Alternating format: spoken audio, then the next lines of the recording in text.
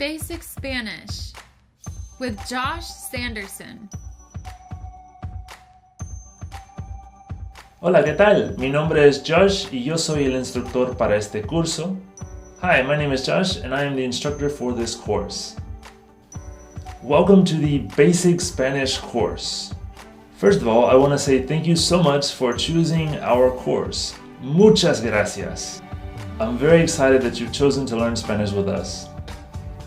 Now, this course is not grammar intensive. We will introduce the grammar tidbits in small pieces every once in a while. In this course, you're going to learn lots of useful vocabulary, words, and phrases. The goal is to be able to speak and also understand basic Spanish. Let's take a look at how the course works. Step 1. Video lessons. Each topic is presented in a high-definition video lesson. Our video lessons are direct and straight to the point with no fluff. We get directly to the content so that you won't have to deal with chatter that is not relevant to the lesson topic. Step 2. Vocabulary lists. We include PDF vocabulary lists that you can use during and after the lesson. Use the document online or download and print a copy to use for notes and study. Step 3. Quizzes. After watching the lesson and reviewing the vocabulary, test your knowledge with our multiple choice quizzes. Here's what we will learn. Greetings and goodbyes, pronunciation, numbers, telling time, days of the week, colors, food, clothing, weather, body parts, useful phrases, and mucho más, much more.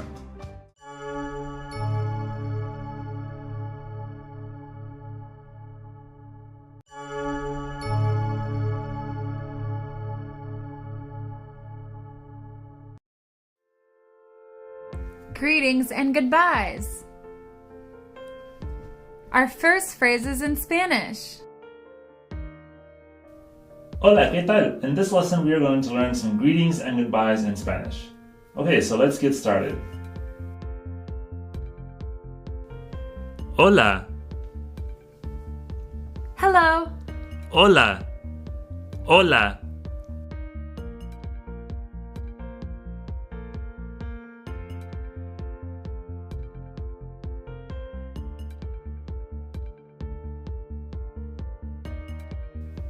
Buenos días. Good morning. Buenos días. Buenos días.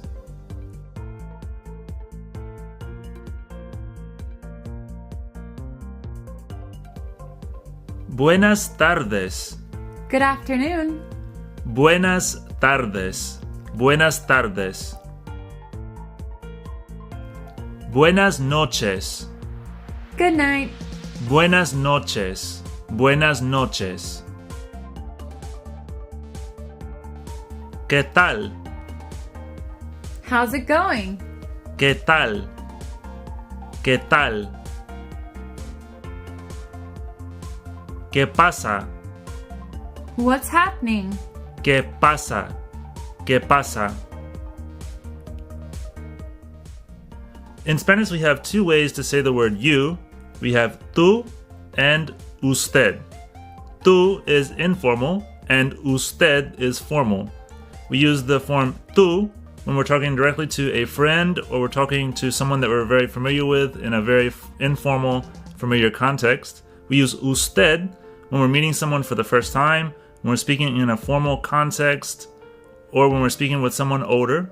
We use usted to show respect. Tú and usted.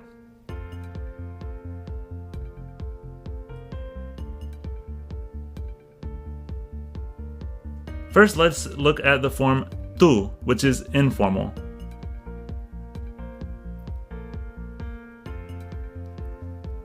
Tú. ¿Cómo te llamas? What's your name? ¿Cómo te llamas? Me llamo. My name is. Me llamo. ¿Cómo te llamas? Me llamo Marta.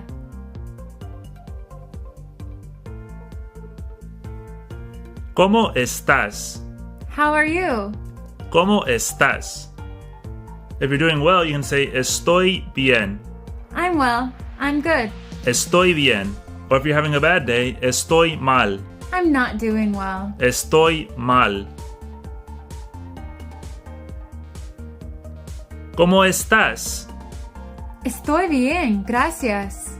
Gracias means thanks or thank you.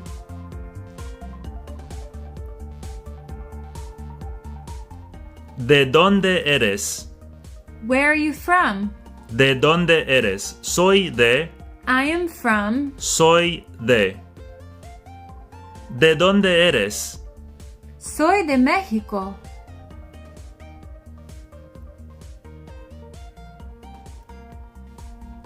Now let's take a look at usted, which is the formal way to say you. Usted.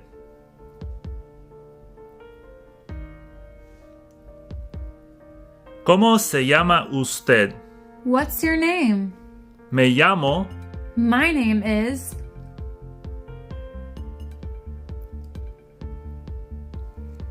¿Cómo se llama usted? Me llamo Ricardo. ¿Cómo está usted? How are you? ¿Cómo está usted? Estoy bien. I'm well. I'm good. Estoy bien. Estoy mal. I'm not doing well. Estoy mal.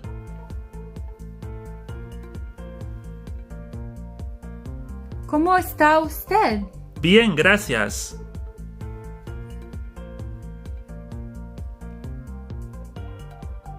¿De dónde es usted? Where are you from? Soy de. I am from. ¿De dónde es usted? Soy de. ¿De dónde es usted? Soy de los Estados Unidos. Los Estados Unidos means the United States.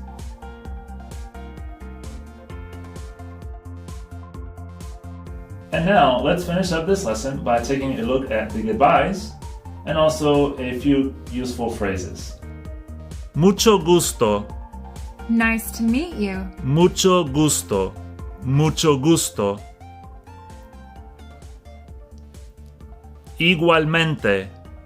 Likewise. Igualmente. Igualmente. Adiós. Goodbye. Adiós. Adiós. Hasta luego. See you later. Hasta luego. Hasta luego. Nos vemos. See you later. Nos vemos. Nos vemos. Gracias. Thank you. Gracias. Gracias. De nada. You're welcome. De nada. De nada. Lo siento. I'm sorry. Lo siento. Lo siento.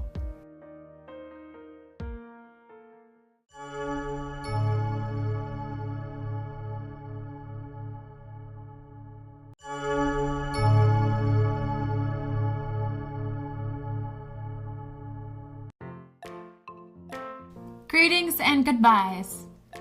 Practice.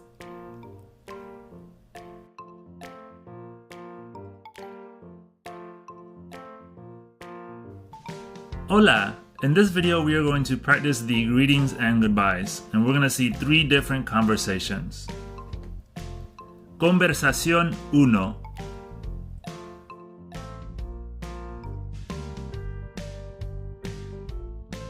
In conversation 1, we have Juan and Carla. Juan and Carla are both 10 years old, and they're meeting on the first day of school. Juan is going to use tú when speaking to Carla, and since they're both the same age and they're younger people, Carla is also going to use tú when talking to Juan. Hola! Hola, ¿qué tal?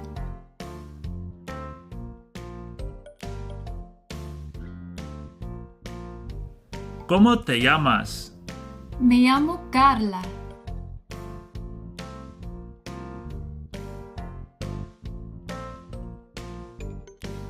¿Y tú?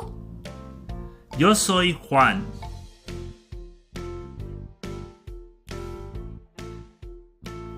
¿Cómo estás? Muy bien, gracias.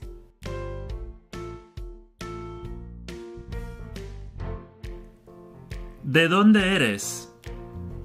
Soy de México. ¿Y tú?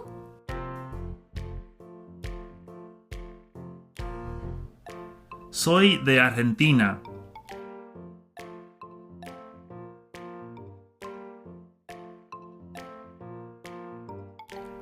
Nos vemos. Hasta luego.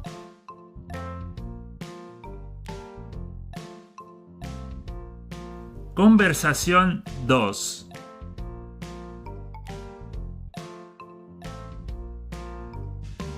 In conversation 2, we have Felipe and Luis. Felipe and Luis are meeting for the first time at a business conference, so this is a formal, professional context.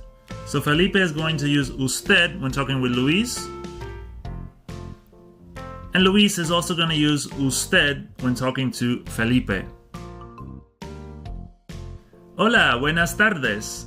Hola.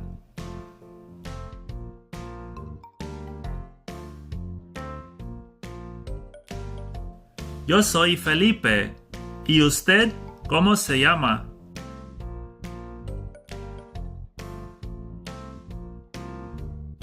Mi nombre es Luis.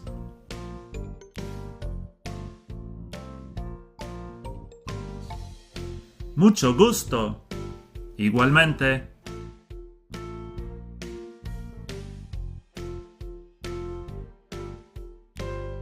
¿De dónde es usted? Soy de Colombia.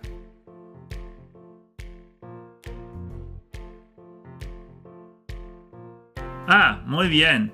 Yo soy de Venezuela.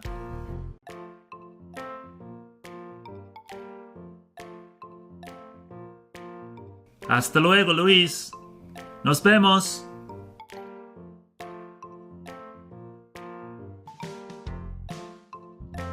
Conversación 3.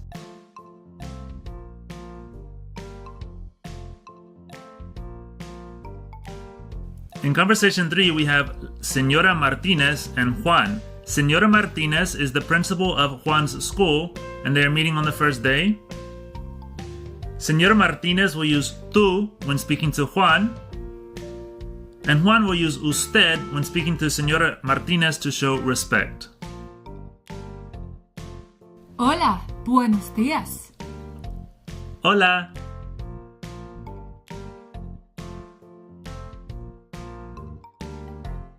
¿Cómo estás? Bien, gracias. ¿Y usted cómo está?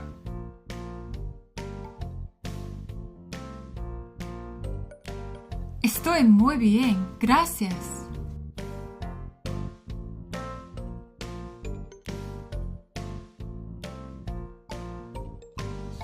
¿Cómo se llama usted? Señora Martínez.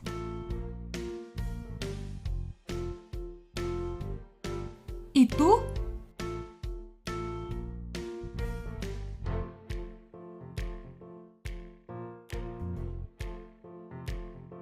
Yo soy Juan. Mucho gusto, señora Martínez.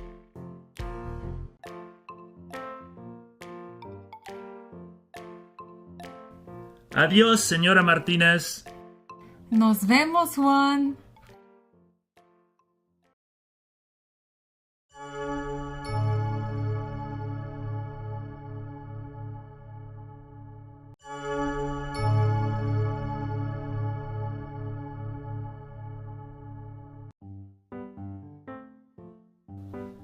Pronunciation in Spanish.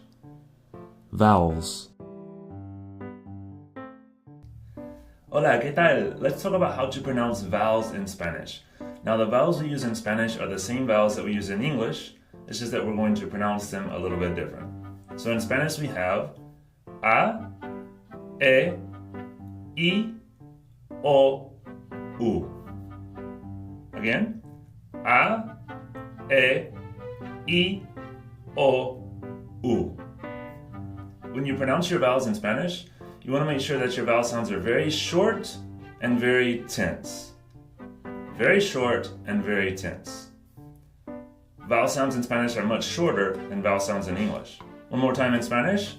A, E, I, O, U.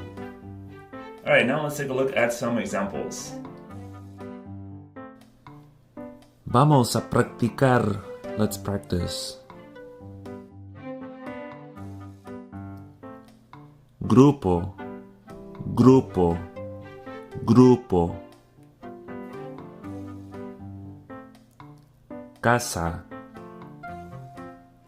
casa, casa. Agua, agua, agua. Domingo, domingo, domingo. Gato, gato, gato. Lunes, lunes, lunes. Salida, salida, salida. Médico, médico, médico. Piano, piano, piano. Clase, clase, clase.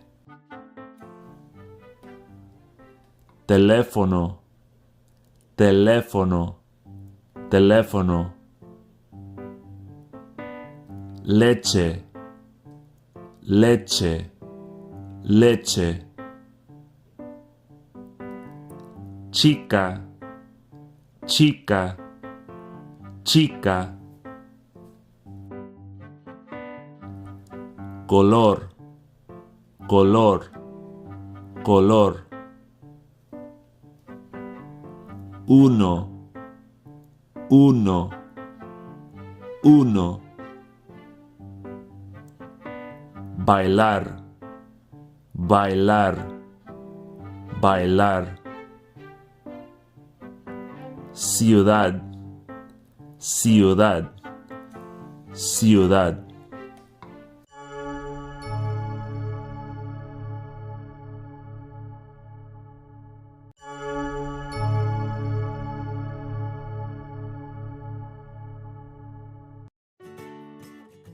Pronunciation in Spanish. Consonants. Hola! In this lesson, we're going to take a look at consonants in Spanish. The good news with the consonants is that many are similar in English and in Spanish.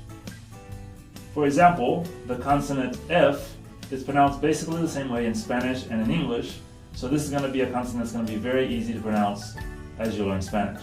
However, there are going to be some consonants that are different in Spanish and in English, and in this video I'd like to concentrate on some of the consonants that are different in Spanish. The letter C. The consonant C makes the S sound S before I and E, and the K sound K before A, O, and U. S and K. Example words are ciencia, cero. Ciencia, cero. Casa, comer, cumpleaños.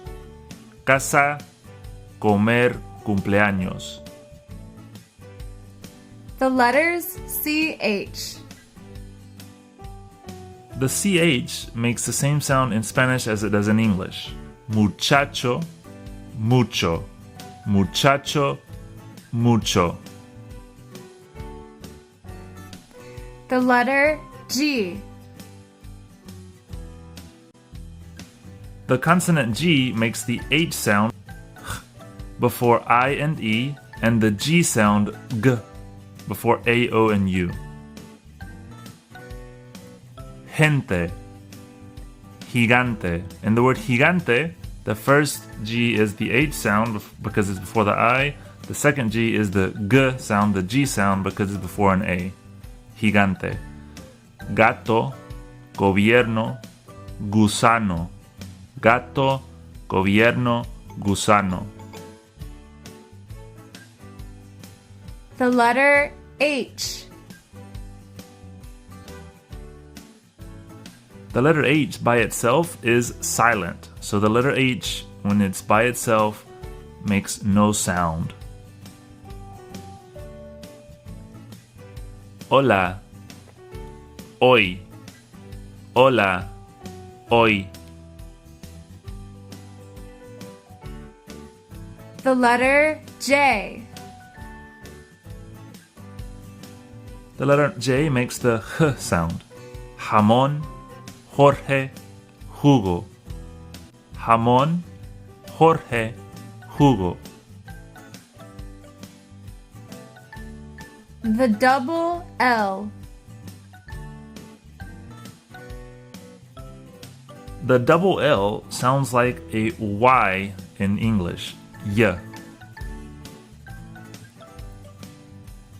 Me llamo pollo. Me llamo pollo. The ñ. Piñata, año. Piñata, año. The double R. This is the R sound. We see the R sound when the word has a double R in it, when there's two R's together, or when the word starts with an R. Carro has the two R's written together. Rojo and rosa start with the R, so they make the R sound. Carro, rojo, rosa. The letter V. The consonant V has the same sound as the B. Vaca, vacaciones, vemos. Vaca, vacaciones, vemos. The letter X. The letter X makes the H sound. México, México, México. Next, let's take a look at two other consonants in Spanish, the T and the D. What you need to know about the T and the D in Spanish is that these two consonants are called dental consonants in Spanish. A dental consonant means that the consonant is pronounced by placing the tongue behind the front two top teeth. So let's take a look at some example words. Dos, dos. Cuando, cuando, cuando. Doctor, doctor. Tener, tener. También, también. Cuatro, cuatro. So in all of these words we just pronounced, every time there was a T and every time there was a D, if you're saying them correctly, you should make sure that your tongue is pressing against the top two front teeth. So right here in the top two front teeth, in English, the T and the D are not dental. In English, the T and the D are both pronounced by placing the tongue on the alveolar ridge, which is the ridge on the top of your mouth, farther back behind your teeth. So it's the top of the mouth, that ridge behind your teeth. Let's take a look at an example word in Spanish and in English so that we can check out the difference. Let's take the word doctor. So in Spanish, the D and the T in this word are both going to be dental against the top two teeth. Doctor, doctor. But in English, we're going to pronounce it by placing the tongue in a different place. So, doctor. If you say this word very slow in English, you should notice that your tongue is touching the top ridge of your mouth. It's not on your teeth, it's on the top of your mouth, on the ridge, on the alveolar ridge. So it's very different from Spanish. So one more time, doctor, doctor, doctor, doctor. As you practice words in Spanish that have a T or a D, remember to place your tongue behind your top two front teeth so that you can make these consonants dental. Vamos a practicar. Ahora. Ahora. The H by itself is silent, it makes no sound. Ahora. Garganta. Garganta. The G in both cases here is before an A, which makes the G sound. Cosa. Cosa. Cosa. Vestido. Vestido. The V sounds like a B, has the B sound. Espejo. Espejo. Espejo. Donde. Donde. The D's are dental, so it's pronounced with the tongue behind the front two top teeth. Donde. Ratón. The word starts with an R, so it has the R sound. Ratón. Grande. Grande. Grande.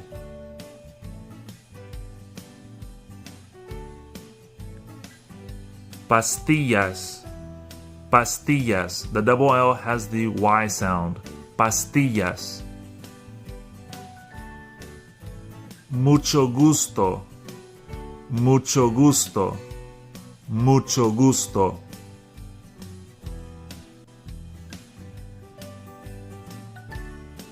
Leche.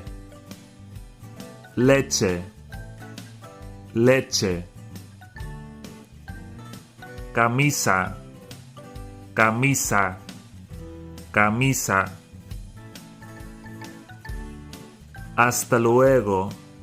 The H by itself has no sound. Hasta luego. Hasta luego. Con. Con. Con. Todo. Todo. Both the T and the D are dental consonants pronounced with the tongue behind the front top two teeth. Todo. Nuevo. Nuevo. Nuevo. Gemelos. Gemelos. Gemelos. Lluvia. Lluvia. Lluvia.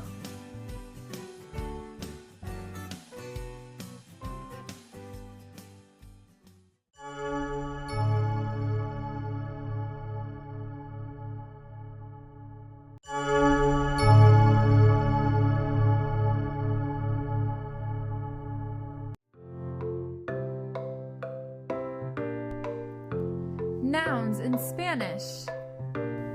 Hola, ¿qué tal? Let's talk about nouns in Spanish. A noun is a person, a place, a thing, or an idea. Some examples in Spanish would be casa, which means house, casa, estudiante, student, estudiante, and mesa, table, mesa. These are all examples of nouns in Spanish. Let's talk about how to make a noun plural.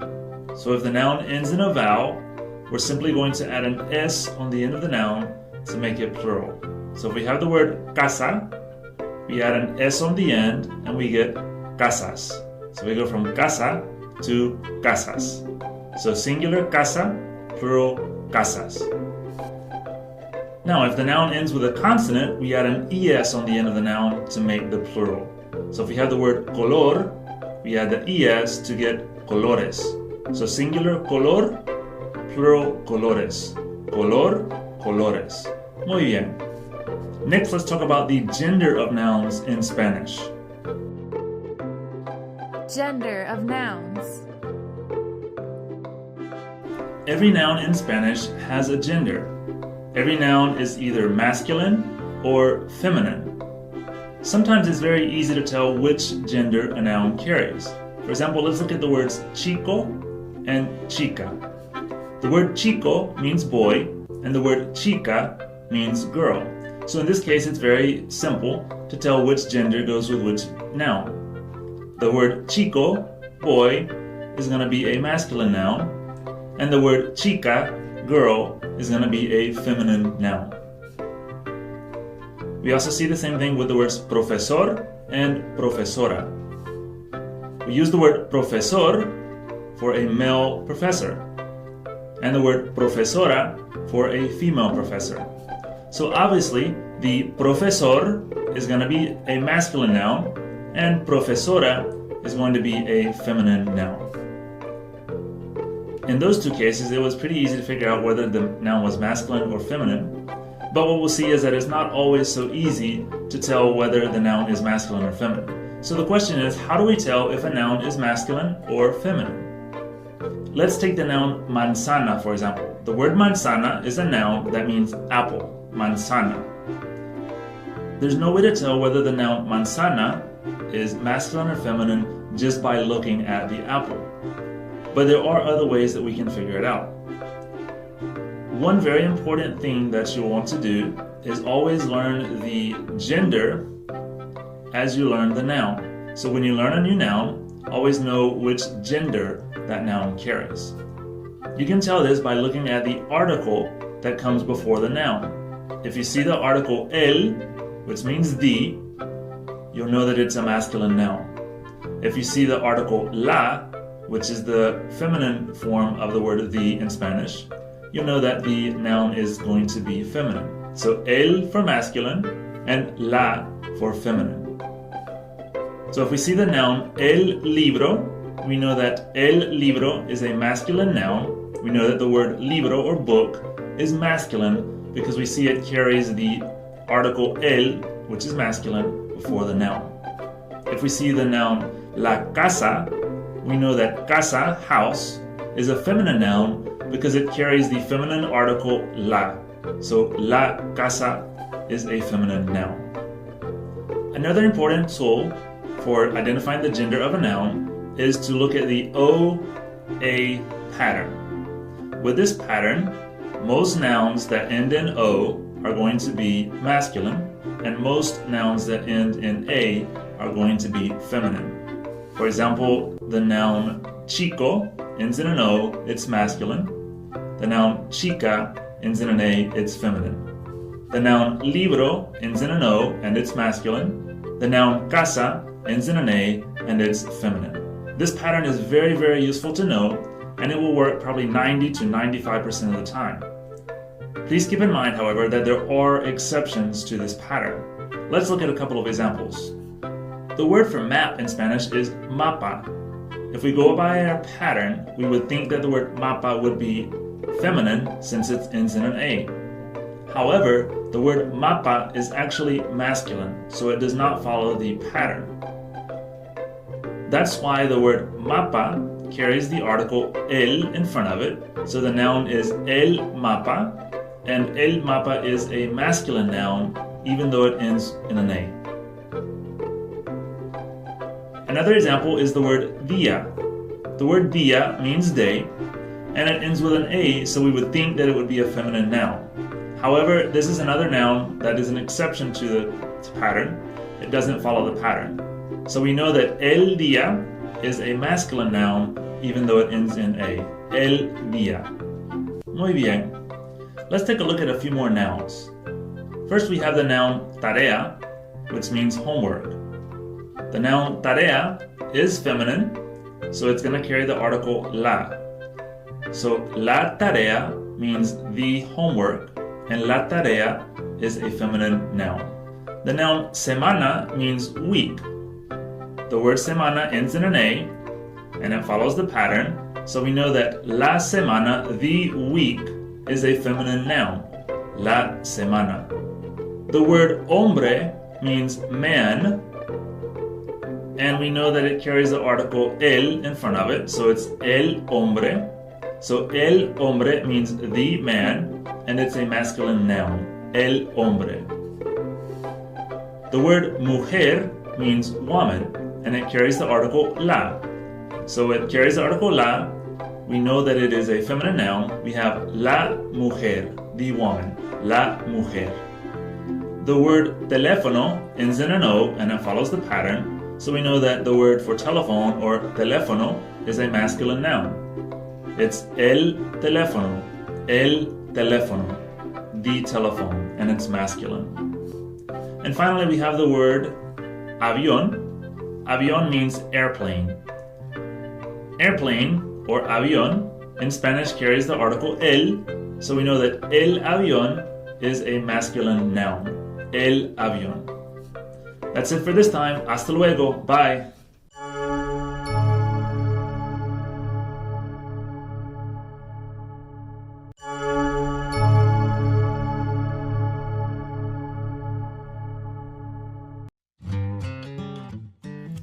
Articles in Spanish.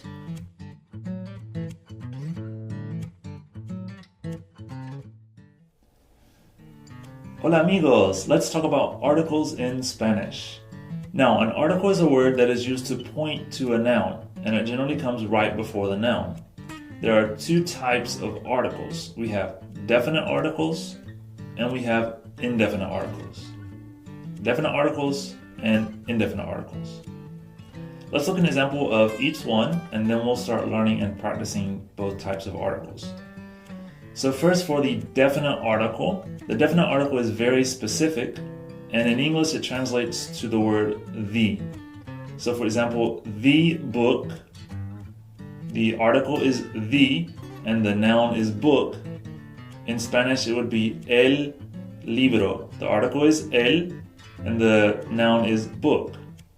For the second type of article, the indefinite article, this one is a little bit more general. In English, the indefinite article would be a, an, or some. An example would be a book. So the indefinite article is a, and the noun is book.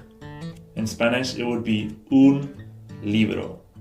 Alright, so let's start learning and practicing these two types of articles. Definite articles. We use the definite articles to say the word the in English.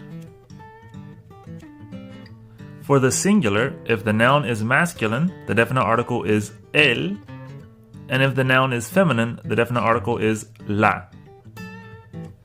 For the plural, if the noun is masculine, the definite article is los, and if it's feminine, las. An example is the word libro, which means book, and it's masculine. So we have el libro, the book, los libros, the books. For casa, which is a feminine word for house, we have la casa, singular, the house, las casas, plural, the houses. Indefinite articles. We use the indefinite articles to say the words a, and, some in English. For the singular, if it's masculine, the indefinite article is un, and if it's feminine, the indefinite article is una. For the plural side, if it's masculine, unos, and if it's feminine, unas. The word libro is masculine, so if we said a book, it would be un libro. If we said some books, it would be unos libros. The word casa is feminine, so if we said a house, it would be una casa. If we said some houses, unas casas.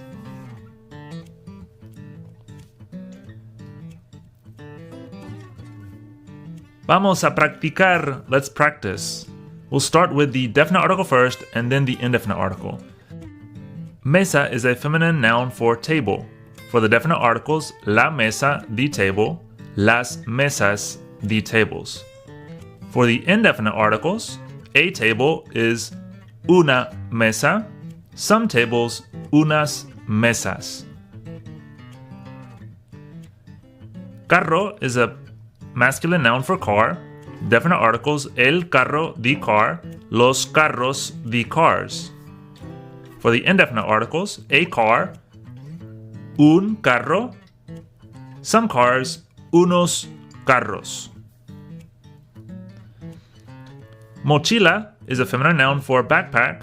Definite articles, la mochila, the backpack, las mochilas, plural, the backpacks. For the indefinite side, a backpack, una mochila, some backpacks, unas mochilas. Dia is a masculine noun for day. The definite articles, the day would be el día, the days, plural, los días. And on the indefinite side, a day, un día, some days, unos días.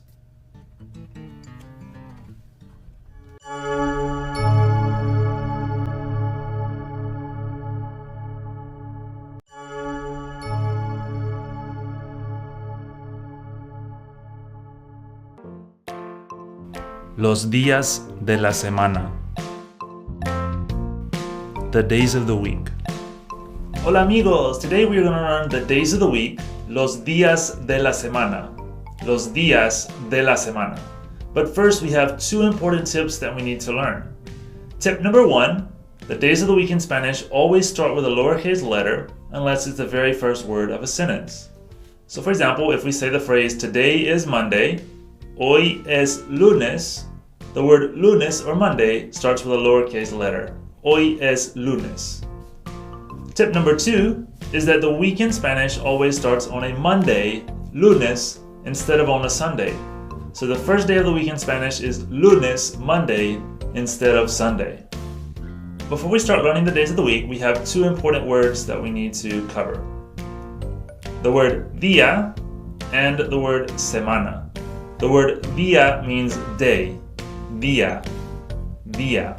And the word semana means week, semana, semana. So we can say there are 7 days in a week. We would say, hay 7 días en una semana. Hay 7 días en una semana. Now let's learn and practice the days of the week, los días de la semana.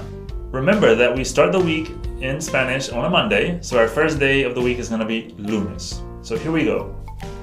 Lunes, martes, miércoles, jueves, viernes, sábado, domingo.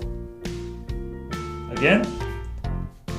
Lunes, martes, miércoles, jueves, viernes, sábado, domingo. Lunes, martes, miércoles, jueves, viernes, sábado, domingo. And one last time. Lunes, martes, miércoles, jueves, viernes, sábado, domingo.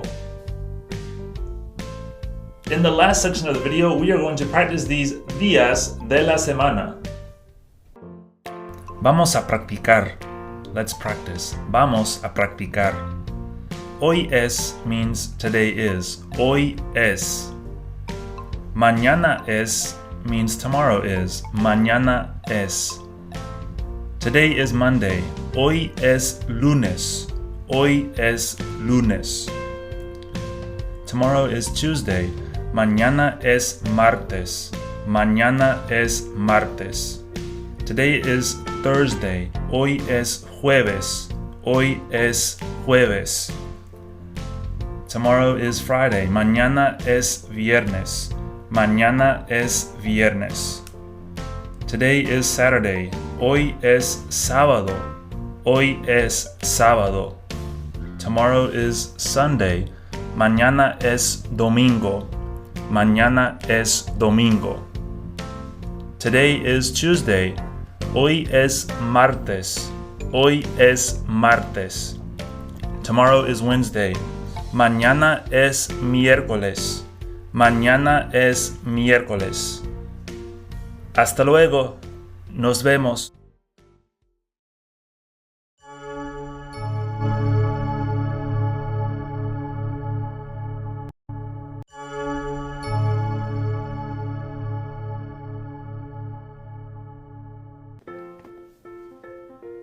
Months, seasons, and weather in Spanish.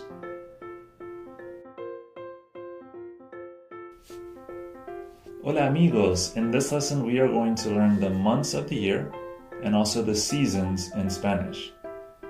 And we're also going to learn some useful expressions for talking about the weather. First, let's learn the months of the year. The months of the year are los meses del año. Los meses del año. So the word mes means month. And in Spanish, each mes or each month always starts with a lowercase letter.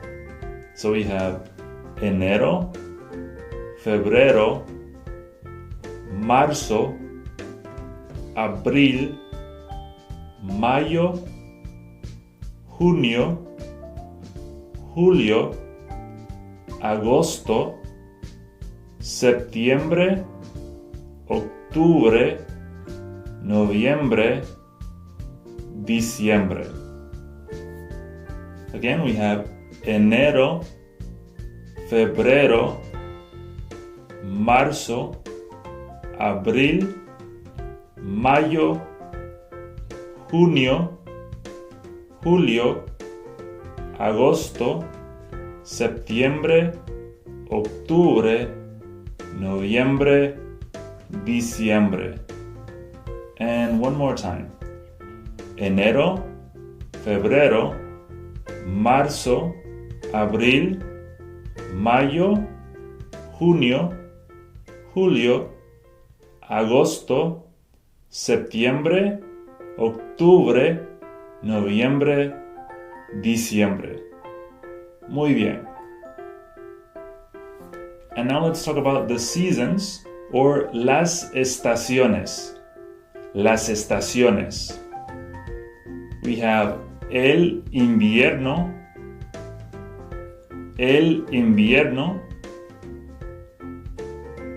la primavera,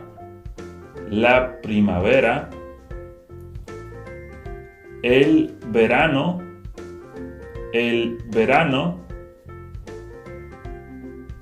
el otoño. So again we have el invierno, la primavera, el verano, el otoño. And one more time. El invierno, la primavera, el verano, el otoño. And for the last part of the video, let's learn some useful expressions so that we can talk about the weather in Spanish. El tiempo. Weather. El tiempo.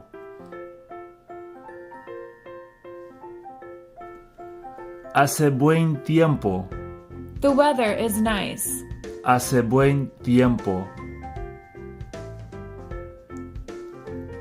Hace mal tiempo. The weather is bad. Hace mal tiempo. Hace calor. It is hot. Hace calor. Hace frío. It is cold. Hace frío.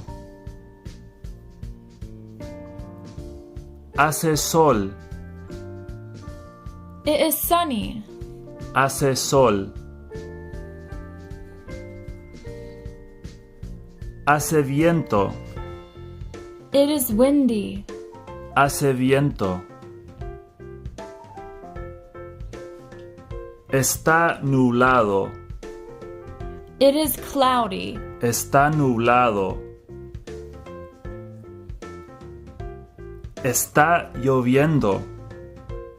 It is raining. Está lloviendo. Está nevando.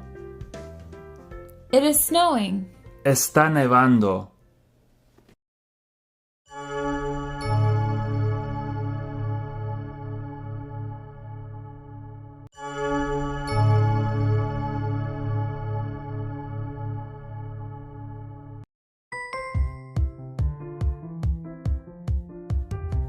Hola amigos, ¿qué tal? ¿Cómo están? Today we're going to learn the numbers 0 through 10 in Spanish. First we're going to learn and pronounce the numbers, and then after that we're going to do some practice. Okay, so let's try the numbers in Spanish. Now I'm going to say these first, and then I want you to repeat these from home. Cero, cero. Uno, uno. Dos, dos. Tres, tres. Cuatro, cuatro. Cinco, cinco. Seis, seis. Siete, siete. Ocho, ocho. Nueve, nueve. 10, 10. All right, muy bien. All right, let's try these a little bit faster this time. One more time. Cero, uno, dos, tres, cuatro, cinco, seis, siete, ocho, nueve, 10. And one more time. Cero, uno, dos, tres, 4, 5, 6, 7, 8, 9, 10. All right, now let's try them backwards just for fun. 10, 9, 8, 7, 6, 5, 4, 3, 2, 1 y 0. All right, now I want to introduce a verb that will be very useful with the numbers. The verb is going to be, and you'll see it here on the screen, the verb is I. In Spanish, the verb I means there is or there are. So it's a verb that's going to be really useful when we use our numbers. So we can use the verb I to say a certain number or a certain quantity of something. So for example, we could say, Hay 5 libros. There are 5 books. All right, so we're gonna put some books here on the screen, which in Spanish are libros. So the word for book is libro. The word for books is libros, libro, and libros. All right, so here we see one book on the screen, and so we want to say in Spanish, there is one book. Remember, we want to use our really useful verb I to say there is or there are. So we're going to say there is one book. So we're going to say hay un libro. Hay un libro. You'll notice that the number for one is uno, but before the noun we're going to shorten it to un, and it's going to be un libro. So hay un libro. All right, the next one here we see 2 books on the screen. So we're going to say there are 2 books. So we're going to say hay dos libros.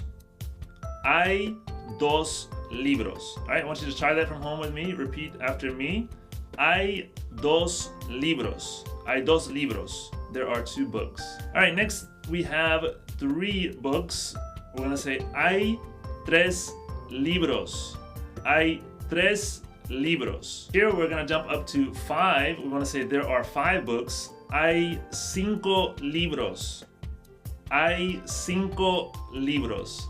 Hay 5 libros.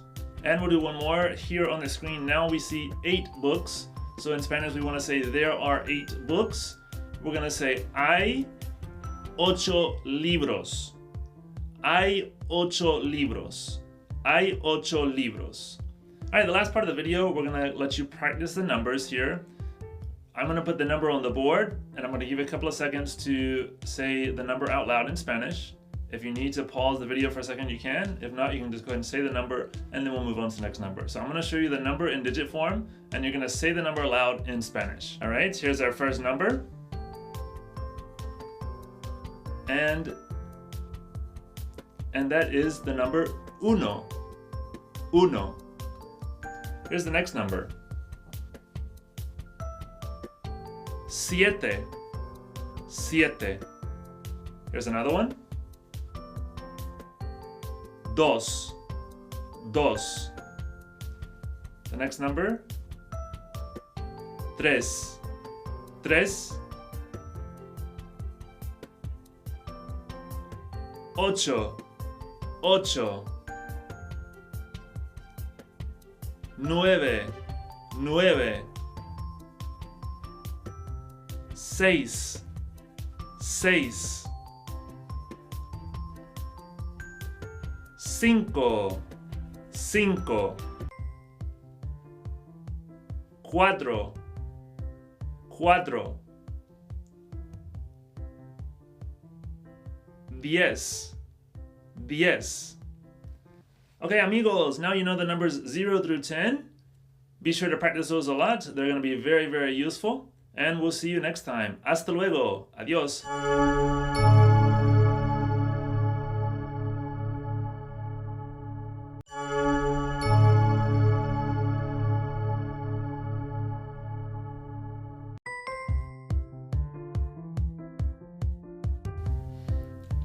Hola amigos! In this lesson we're going to learn the numbers 11 through 100, but first let's review the numbers 0 through 10 that you've already learned. 0, 1, 2, 3, 4, 5, 6, 7, 8, 9, 10. 0, 1, 2, 3, 4, 5, 6, 7, 8, 9, 10. Muy bien. Alright, now let's move on to the numbers 11 through 100. We're going to break it down into small chunks. First, let's start with 11 through 19. 11, 12, 13, 14, 15, 16, 17, 18, 19. We're going to try it again. 11, 12, 13, 14, 15, 16, 17, 18, 19. All right, let's move on to 20 through 29. 20, 21, 22, 23, 24, 25, 26, 27, 28, 29. And again. 20, 21, 22, 23, 24, 25, 26, 27, 28, 29. Now we're going to do 30 through 39. 30, 31, 32, 33, 34, 35, 36, 37, 38, 39. All right, we're gonna try those again, and I want you to focus on one key word here. It's the word y. The word y means and. So what we're doing on 31 through 39 is that we're saying the word 30, 30, and, which is the word y, and then the number 1 through 9. So 31, for example, is 30 y uno, 30 and 1. 32, 32, 30 and 2.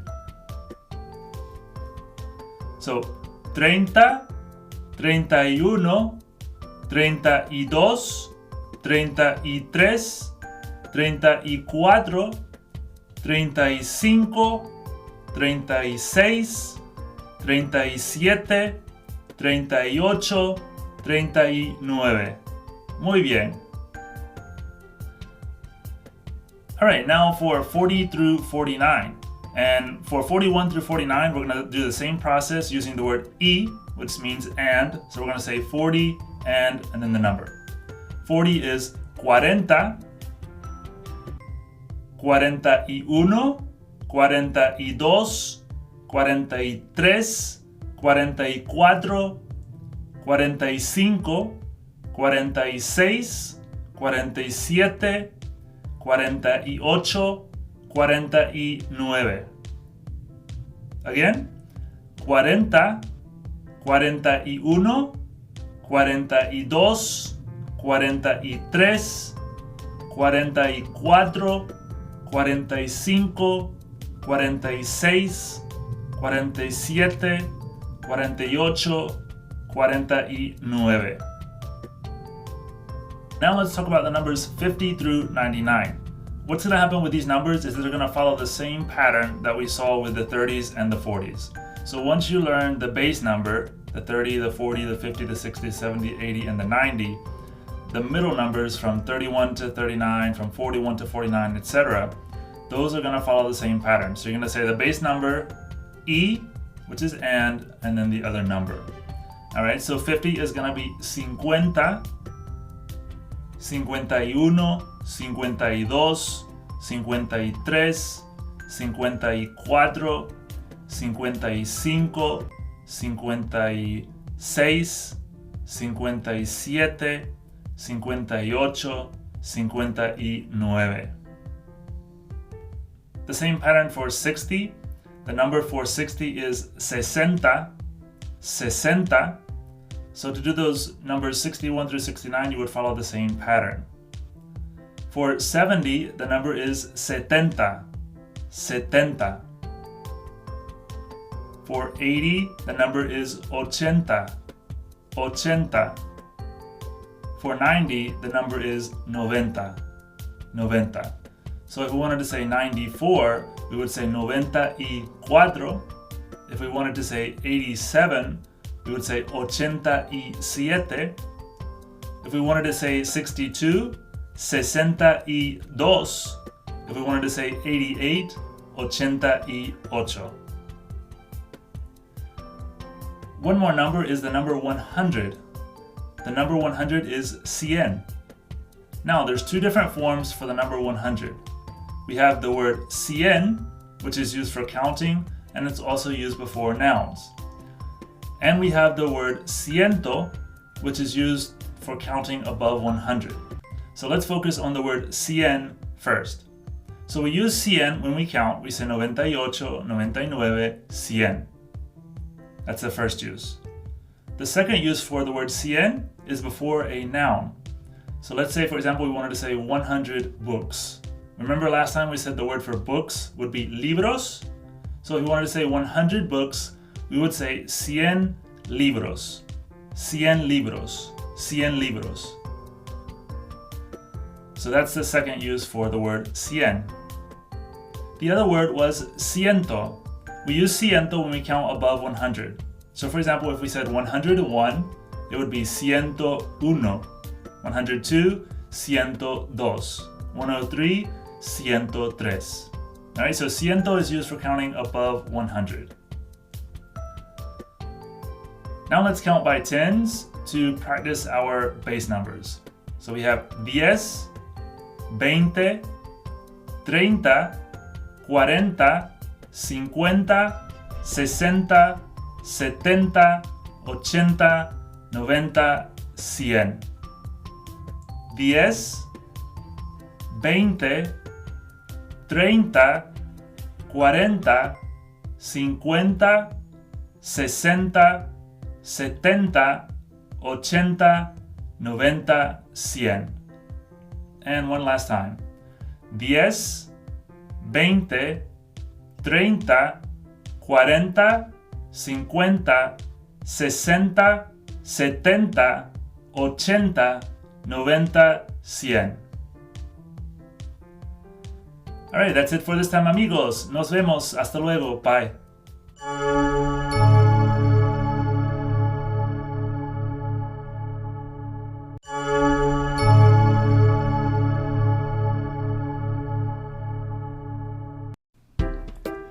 Hola, soy Javier.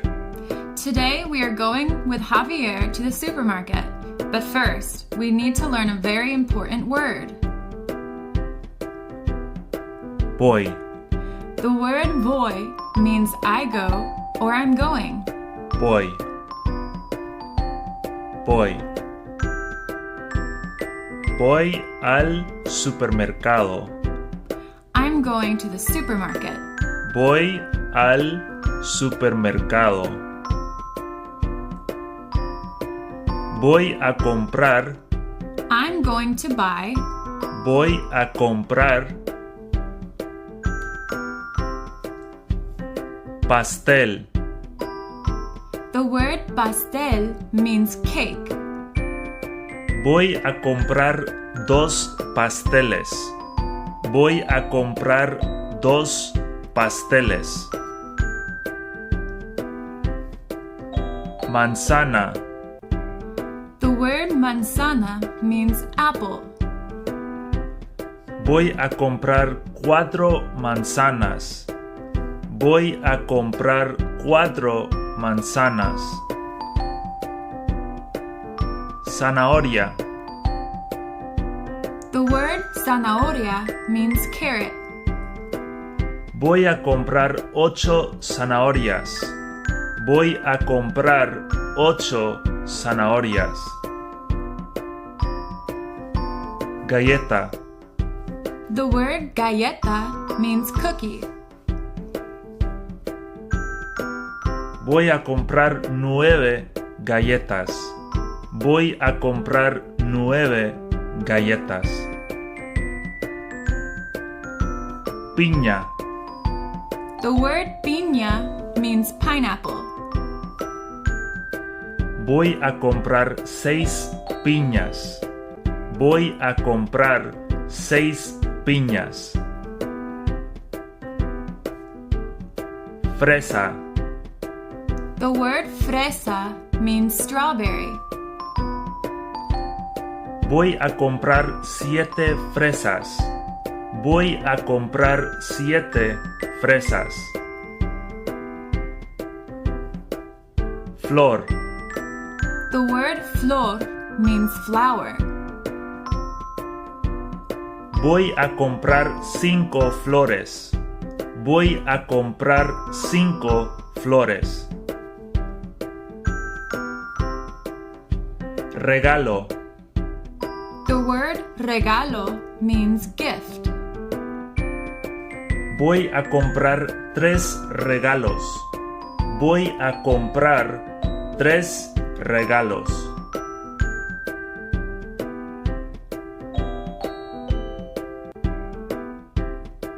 Hasta luego, amigos.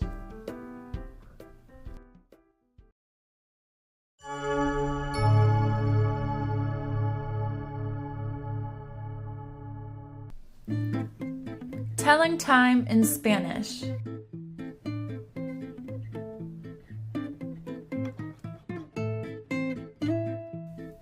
Hola amigos, it's time to talk about time. That's right, today we're going to learn how to tell time in Spanish. Now, before you start this video, it's really important that you're comfortable with your numbers in Spanish. So if you still feel like you need a little more practice with the numbers, please go back and review the numbers videos first before starting this time video. let's start with a very important word that we use a lot when we tell time in Spanish. The word is la hora. La hora. This is a feminine noun, which is why you see the article la in front of the noun hora. La hora literally means the hour. La hora, the hour. And this is a noun that we're going to use a lot when we talk about time in Spanish.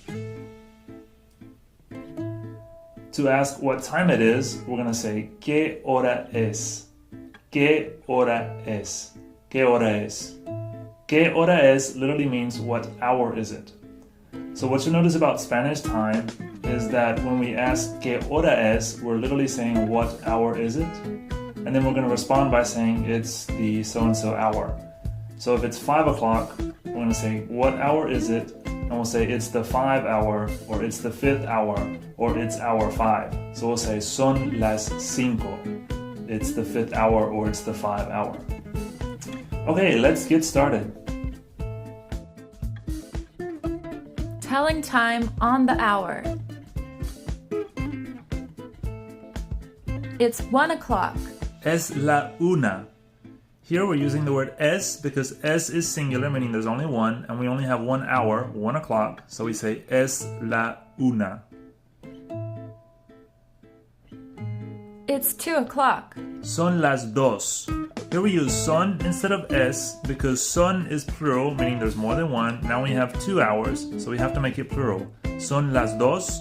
We use the same process with hours 3 through 12. It's 3 o'clock. Son las tres. Son las tres. It's 4 o'clock. Son las cuatro. Son las cuatro. It's 5 o'clock. Son las cinco. Son las cinco. It's 6 o'clock. Son las seis. Son las seis. It's 7 o'clock. Son las siete. Son las siete. It's 8 o'clock. Son las ocho. Son las ocho. It's 9 o'clock. Son las nueve. Son las nueve. It's 10 o'clock. Son las 10. Son las 10. It's 11 o'clock. Son las 11. Son las 11. It's 12 o'clock. Son las 12. Son las 12. Vamos a practicar. Let's practice. It's 8 o'clock. Son las 8. Son las 8. It's 3 o'clock. Son las 3. Son las 3. It's 11 o'clock. Son las 11. Son las 11. It's 1 o'clock. Es la una. Es la una. It's 6 o'clock. Son las 6. Son las 6. It's 2 o'clock. Son las 2. Son las 2.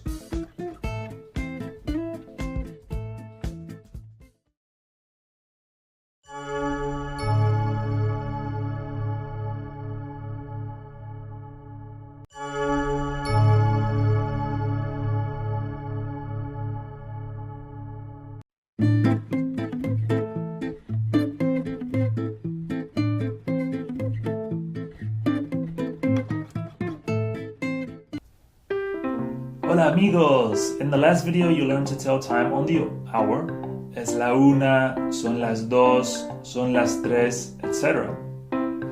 In this video we're going to learn the minutes 1 through 30. So for example 1:23 or 4:17 or 5:10. Now with the minutes 1 through 30 we're going to use the very important word y, which means and, y, to add on the minutes to the hour. So if you remember the phrase that you learned last time, to say it on the hour, you said es la una, or son las dos, son las tres, son las cuatro. For 1 o'clock, you use es la una. And for 2 through 12, you use son las, and then the number. Son las dos, son las tres, son las cuatro, etc. You're still going to use that first part, and then you're going to use the word y to add on the minutes. So y, and then the number of minutes. So for example, if it's 3:10, we'll say son las tres, it's 3 o'clock, and y, 10 minutes, 10. Alright, so we're saying it's 3 o'clock and 10. So son las 3:10. Alright, so let's give it a try.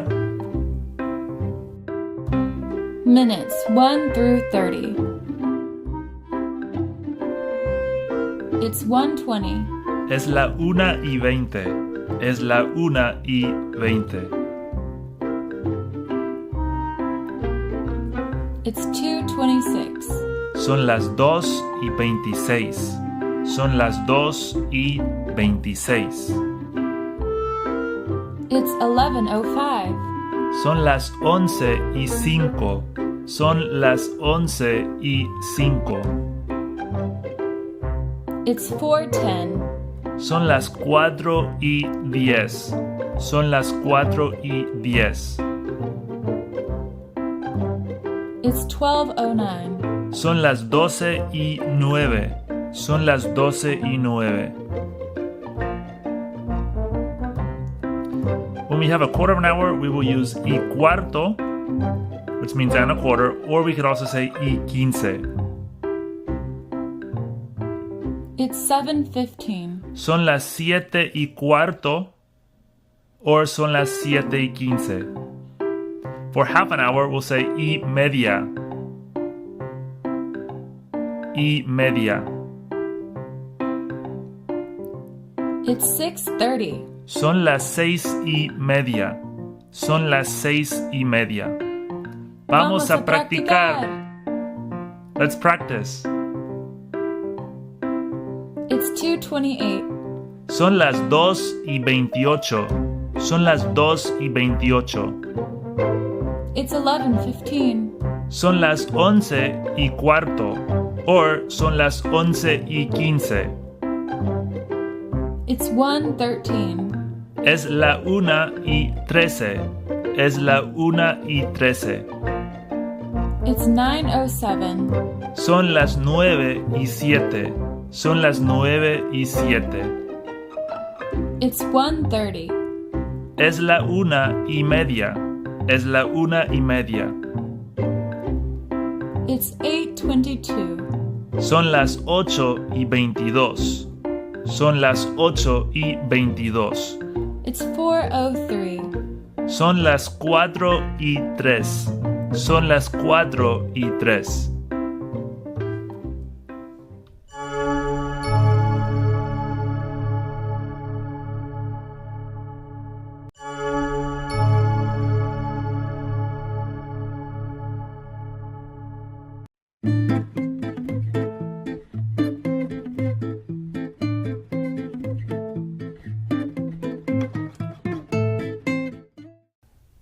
Hola, ¿qué tal? In this video, we're going to learn to tell time with the minutes 31 through 59. Now, in this video, I'm going to show you two different methods for doing this. Method number 1 and method number 2.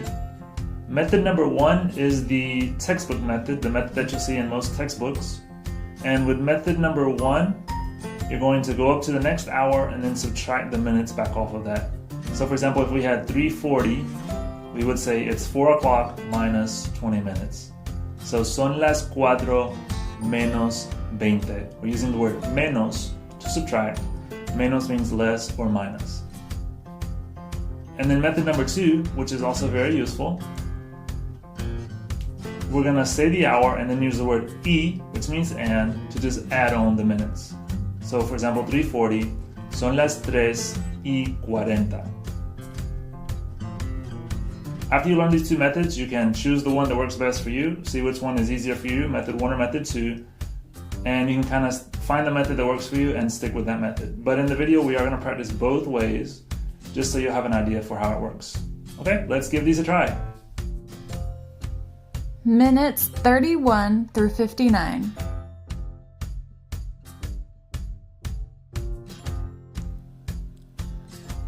Method 1. Subtract using menos.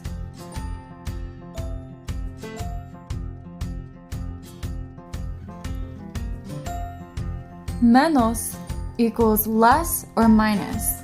With method number 1, we're going to go to the next hour and then subtract the minutes. So if it's 5:40, we'll say it's 6 minus 20.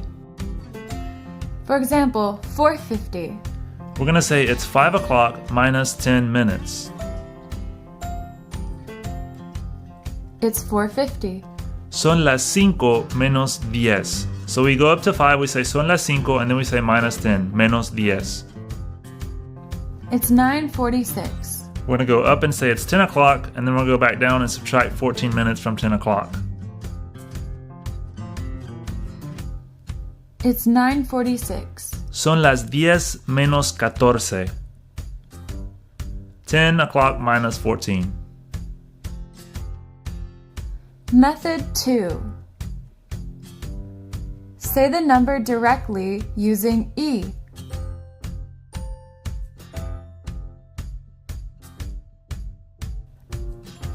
E equals and.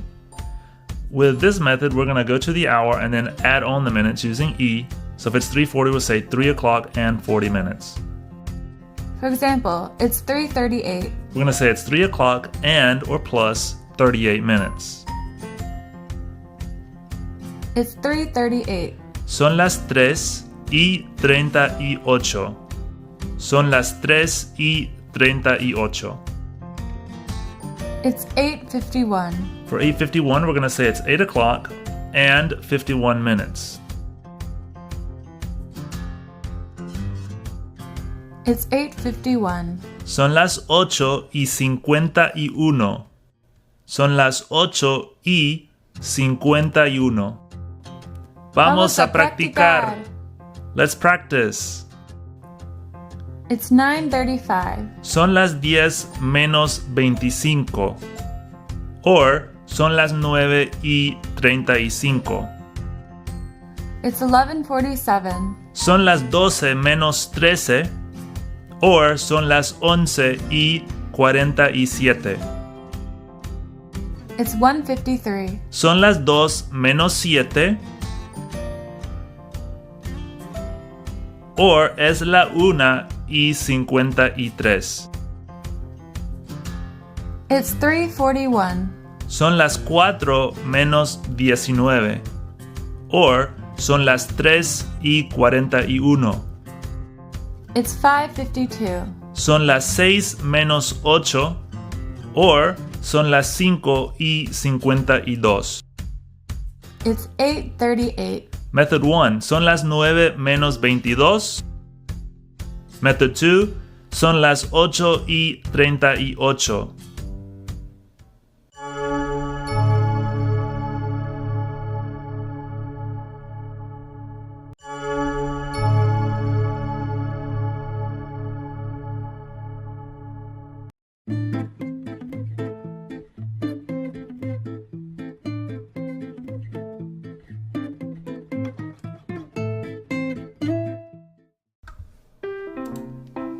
Useful expressions.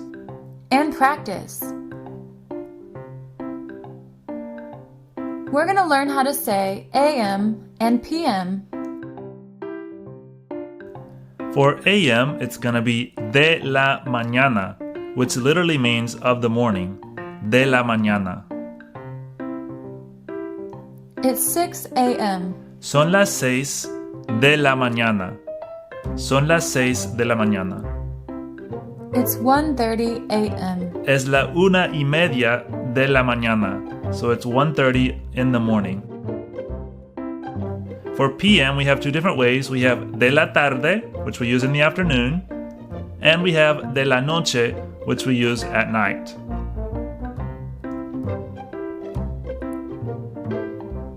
It's 3 p.m. Son las 3 de la tarde. Son las 3 de la tarde. It's 2:25 p.m. Son las 2:25 de la tarde. Son las 2:25 de la tarde. It's 10 p.m. Son las 10 de la noche. Son las 10 de la noche. It's 11:30 p.m. Son las 11:30 de la noche.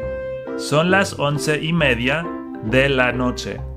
For noon, the word is gonna be mediodía, which means half day or midday. Mediodía. It's noon. Es mediodía. Es mediodía. For midnight, the word is medianoche, which means half night or midnight. Medianoche. Medianoche. It's midnight. Es medianoche. Es medianoche. Vamos a practicar. Let's practice. It's 1 p.m. Es la 1 de la tarde. Es la 1 de la tarde.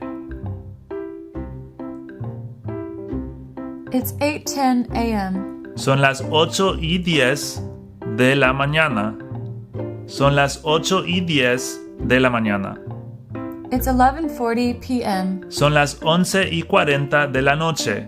Or you could say son las 12 menos 20 de la noche. It's 6:30 a.m. Son las 6:30 de la mañana.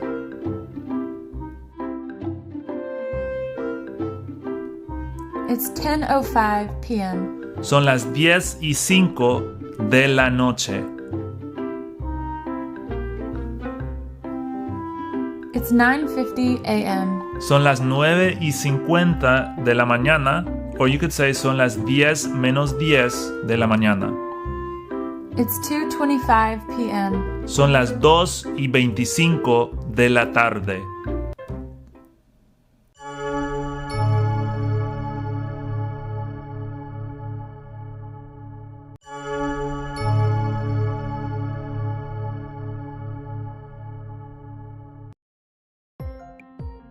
Subject pronouns in Spanish.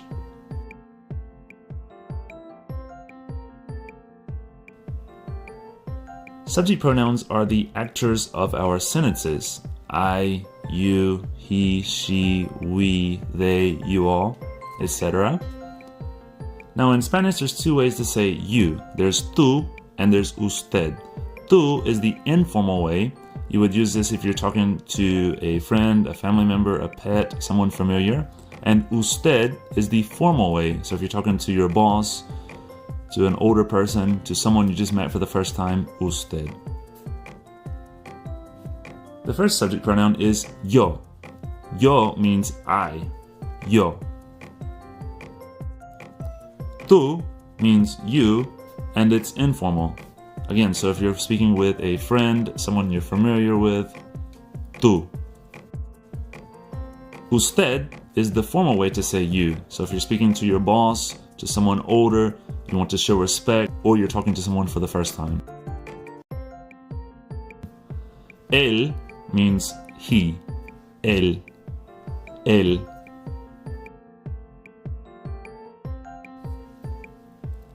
Ella means she. Ella. Ella.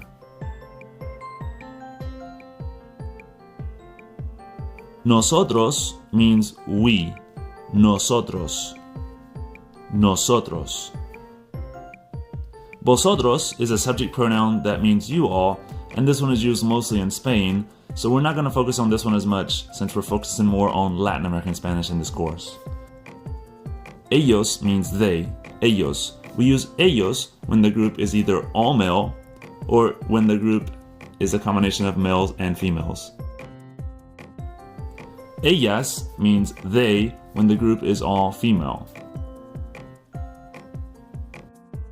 Ustedes means you all. Ustedes. Ustedes. Here we see our subject pronouns. Remember that the subject pronoun vosotros is used mostly in Spain, so we're not going to focus on that one as much in this course. Yo means I, tú means you, informal, él is he, ella is she, usted is you, formal, nosotros is we, ellos is they, Ellas is they, ustedes means you all. On the left, we see the singular subject pronouns. On the right, we see the plural subject pronouns. This top row is called first person, the second row is called second person, and the third row is called third person subject pronouns.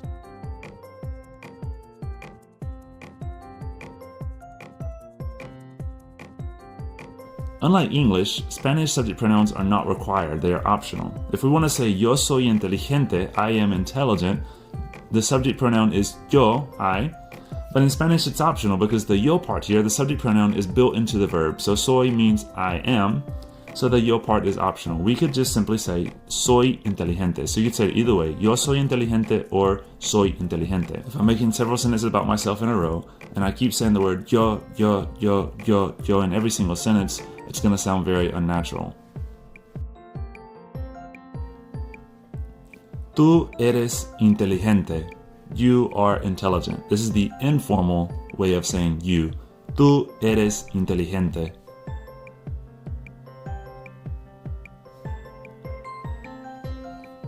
Usted es inteligente. You are intelligent. This is the formal way to say you. Usted.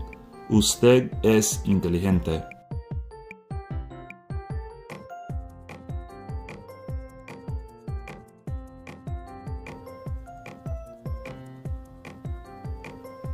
Él es inteligente. He is intelligent. Él es inteligente.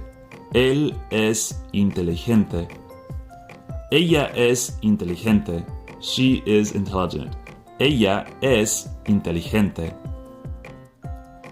Nosotros somos inteligentes. Here we're using the subject pronoun nosotros, we, and now we're changing the verb to be plural. Nosotros somos, and the adjective inteligentes is now plural also to match the subject pronoun nosotros. Nosotros somos inteligentes. We are intelligent. Ellos son inteligentes. They are intelligent. Ellos son inteligentes. Ellas son inteligentes. Again, this means they are intelligent, but in this case, the group is all female. Ellas son inteligentes. Ustedes son inteligentes. Ustedes son inteligentes. You all are intelligent. Ustedes son inteligentes. Gracias.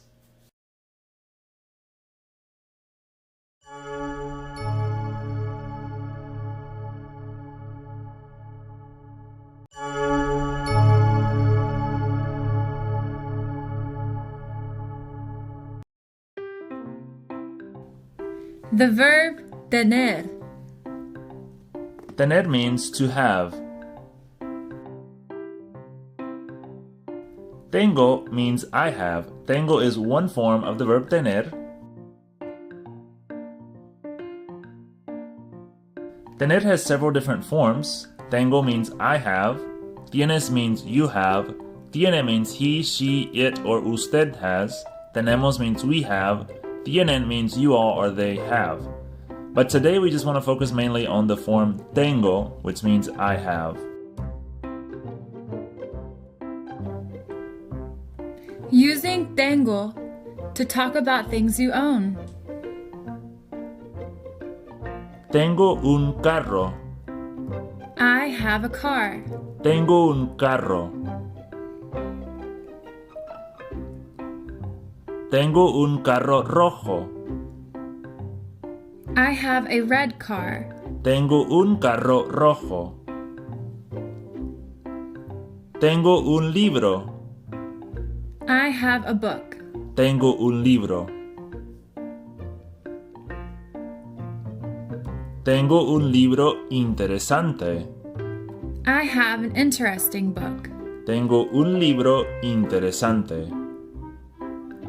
Tengo 4 libros. I have 4 books. Tengo 4 libros. Tengo una casa. I have a house. Tengo una casa. Tengo una casa grande. I have a big house. Tengo una casa grande. Tengo una mochila. I have a backpack.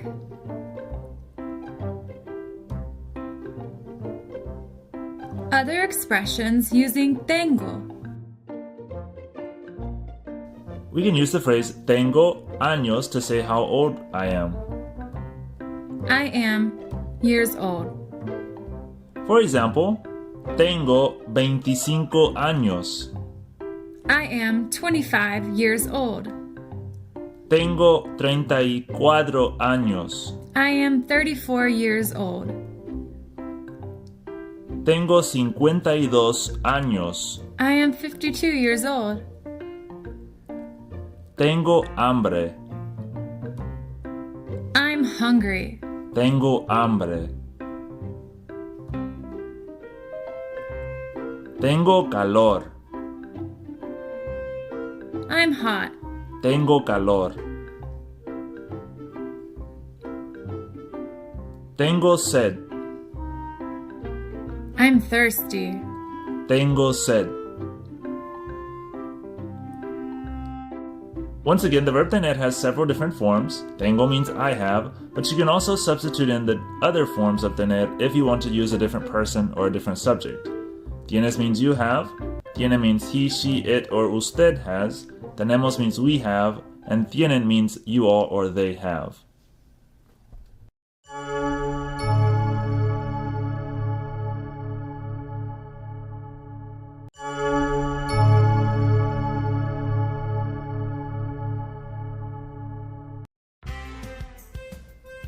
Talking about yourself and others in Spanish. Today we're going to use the verb ser. Ser. Ser means to be. The first form we're going to learn is yo soy. Yo soy means I am. Yo soy.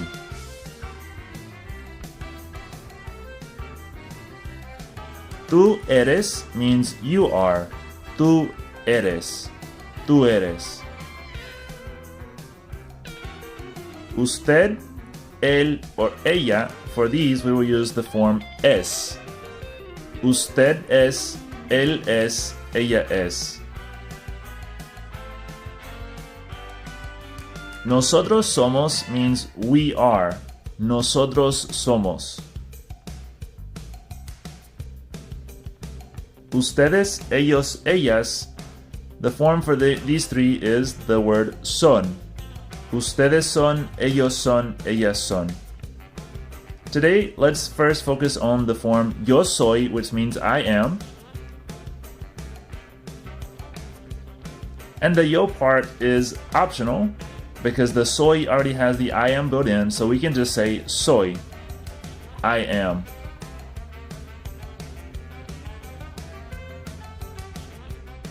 Soy Carlos. I'm Carlos. Soy Carlos. Soy estudiante.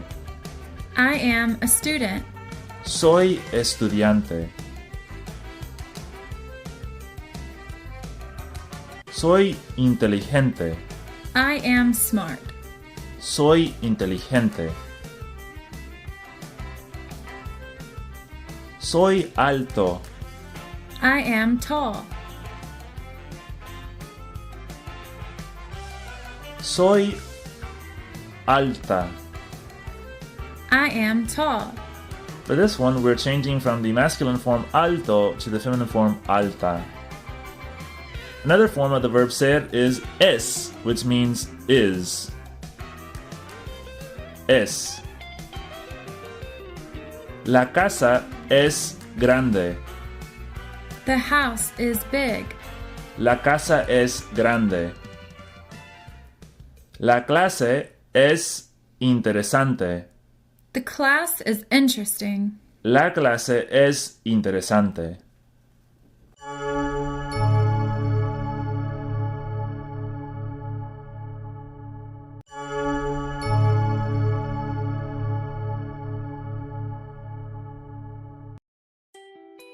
Body parts in Spanish. Las partes del cuerpo.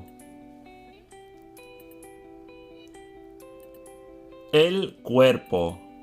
The body. El cuerpo. El cuerpo.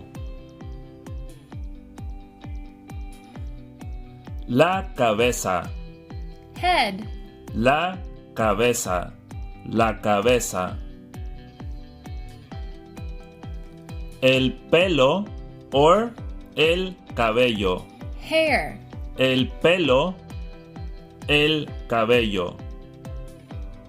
La oreja. Ear. La oreja. La oreja. El hombro. Shoulder. El hombro. El hombro. El brazo. Arm. El brazo. El brazo.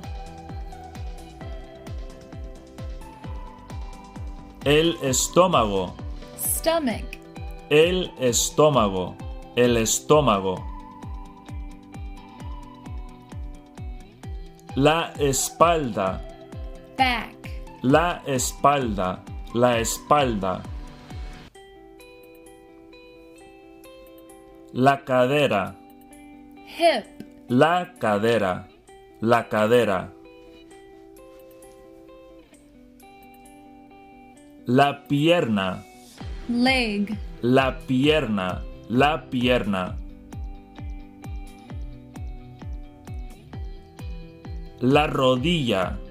Knee. La rodilla. La rodilla. El tobillo. Ankle. El tobillo. El tobillo. El pie. Foot. El pie. El pie. El dedo. Finger. El dedo. El dedo.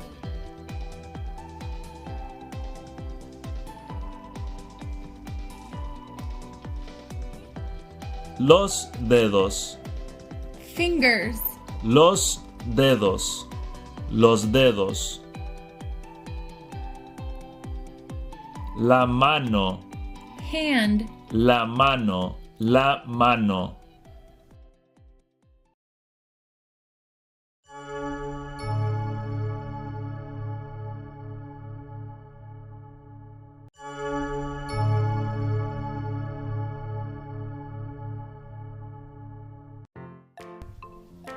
Body parts. Las partes del cuerpo. Part 2. La cara. Face. La cara.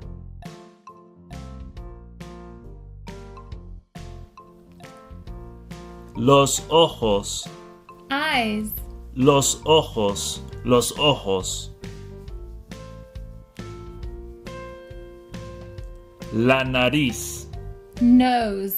La nariz. La nariz.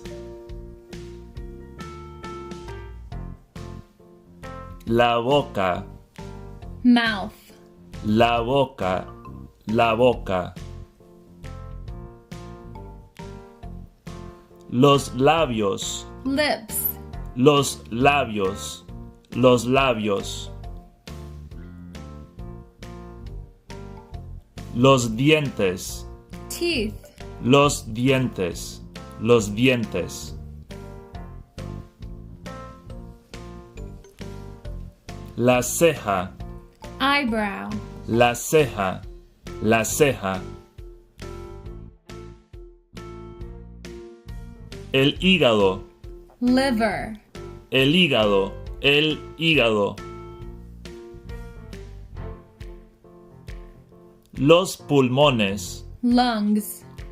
Los pulmones. Los pulmones. Los riñones. Kidneys. Los riñones. El corazón. Heart. El corazón. El corazón.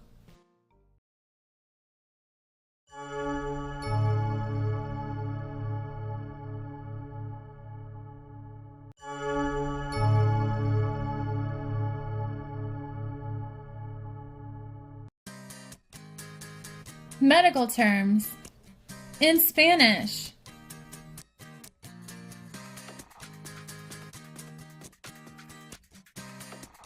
La presión or la presión arterial. Blood pressure. La presión. La presión arterial. El pulso. Pulse. El pulso. El pulso. La temperatura. Temperature. La temperatura. El termómetro. Thermometer. El termómetro. La curita. Band-aid. La curita. La curita. La farmacia. Pharmacy. La farmacia. La farmacia. La medicina. Medicine. La medicina. La medicina. Las pastillas. Pills. Las pastillas. Las pastillas. El hospital. Hospital. El hospital. El hospital. El médico. Doctor. El médico. We can also say el doctor or female la doctora. El doctor, la doctora. El dolor. Pain. El dolor. El dolor. La sangre. Blood. La sangre. La sangre. Seguro médico. Medical insurance. Seguro médico. Seguro médico.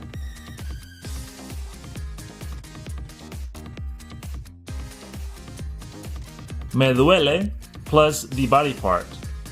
My blank hurts. Me duele plus the body part.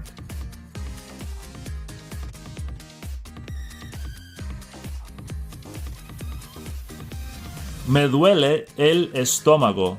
My stomach hurts. Me duele el estómago. Me duele la boca. My mouth hurts. Me duele la boca. Or if the body part is plural, we can say me duelen plus the body part. My blank hurt. Me duelen plus the body part. Me duelen los ojos. My eyes hurt. Me duelen los ojos. Me duelen las rodillas. My knees hurt. Me duelen las rodillas.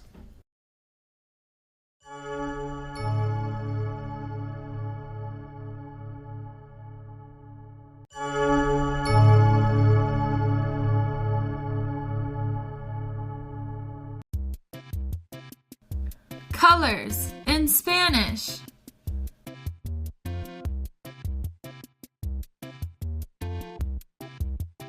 Blue, Azul, azul, azul. red, Rojo, rojo, rojo. green, Verde, verde, verde. Yellow. Amarillo, amarillo, amarillo. White. Blanco, blanco, blanco. Black. Negro, negro, negro. Orange. Anaranjado, anaranjado, anaranjado. Pink. Rosa or rosado, rosa, rosado, rosa, rosado. Gray. Gris, gris, gris. Brown. Café or marrón, café, marrón. Purple. Morado, morado, morado. Vamos a practicar. Let's practice. Gray. Gris, gris, gris. Pink. Rosa or rosado, rosa, rosado. Blue. Azul, azul, azul. Brown. Café or marrón, café, marrón. Purple. Morado, morado, morado. Black. Negro, negro. Green. Verde, verde, verde. White. Blanco, blanco, blanco. Red. Rojo, rojo, rojo. Yellow. Amarillo, amarillo, amarillo. Orange. Anaranjado, anaranjado.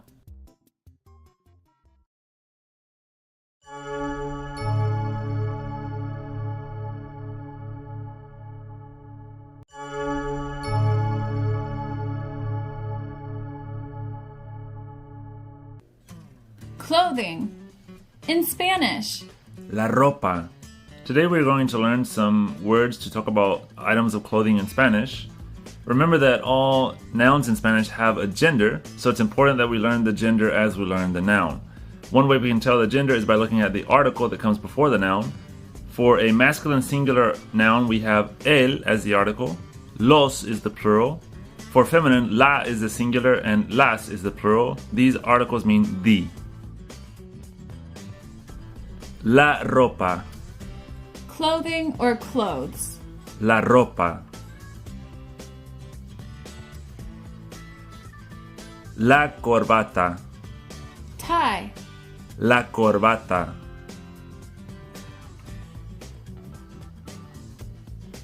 El traje, Suit. el traje.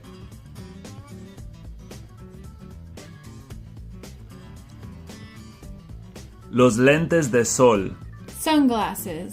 los lentes de sol. Another variation would be las gafas de sol.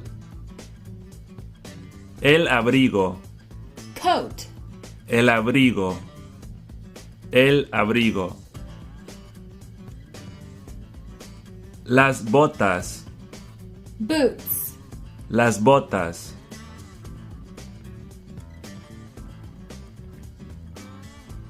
El vestido.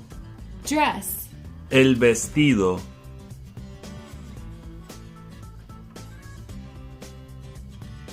La billetera. Wallet. La billetera. Another option for this word would be la cartera. La bufanda. Scarf. La bufanda.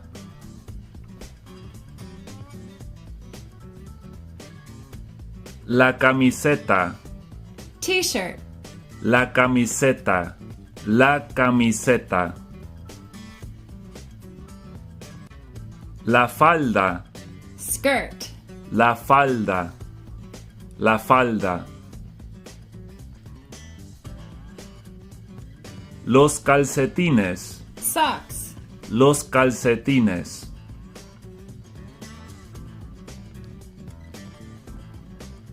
El cinturón. Belt. El cinturón.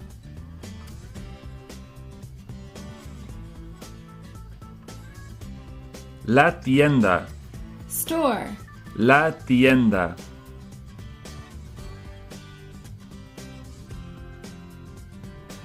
Los pantalones. Pants. Los pantalones.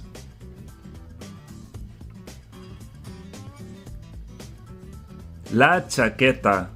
Jacket. La chaqueta.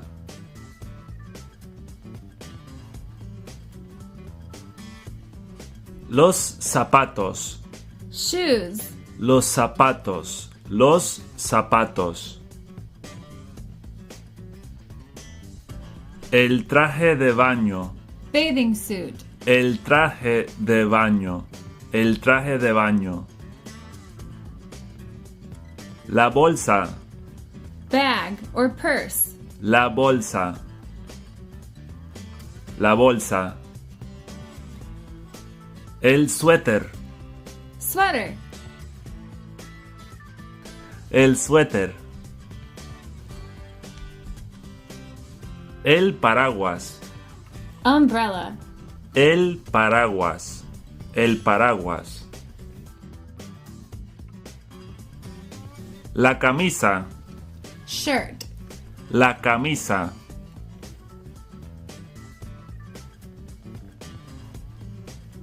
El chaleco. Vest. El chaleco.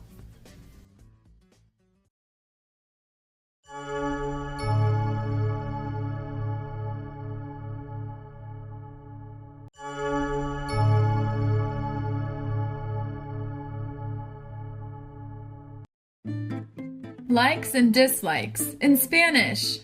The verb gustar. We use the verb gustar to talk about things that we like.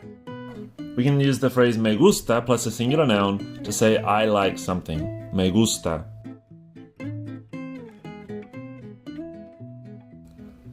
Me gusta el traje. I like the suit. Here we're saying me gusta plus the singular noun el traje. It literally means the suit is pleasing to me. Me gusta la corbata. I like the tie. Me gusta la corbata. If we want to say I don't like something, we just add the no in front of the phrase. No me gusta el traje. I don't like the suit. No me gusta la corbata. No me gusta la corbata. I don't like the tie. No me gusta la corbata. Me gustan is used when we have more than one thing that we like. So when it's a plural noun, we say me gustan instead of me gusta. For example, me gustan los lentes de sol. I like the sunglasses. Here, los lentes de sol is plural, so we say me gustan instead of me gusta. Me gustan las botas. I like the boots. Me gustan las botas. A lot of times we want to say this in front of the noun instead of the.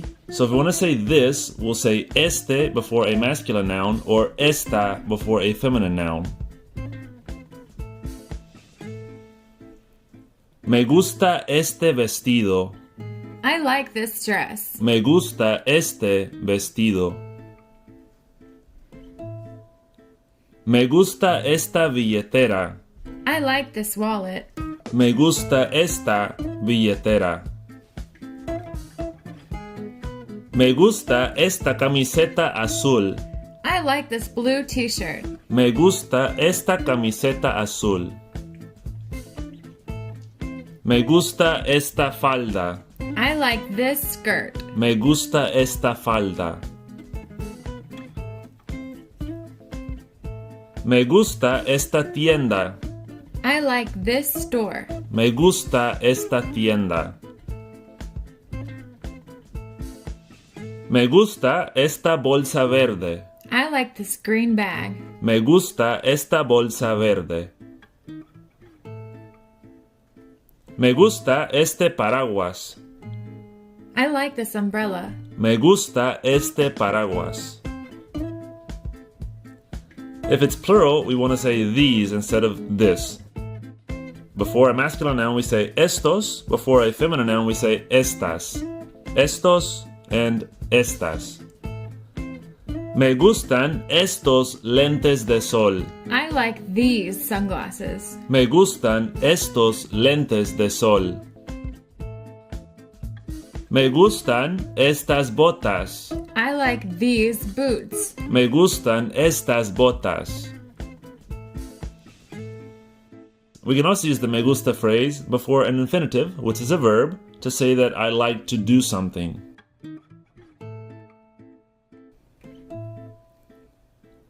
For example, me gusta bailar. I like to dance. Me gusta plus the infinitive bailar, me gusta bailar. Me gusta correr. I like to run. Me gusta correr.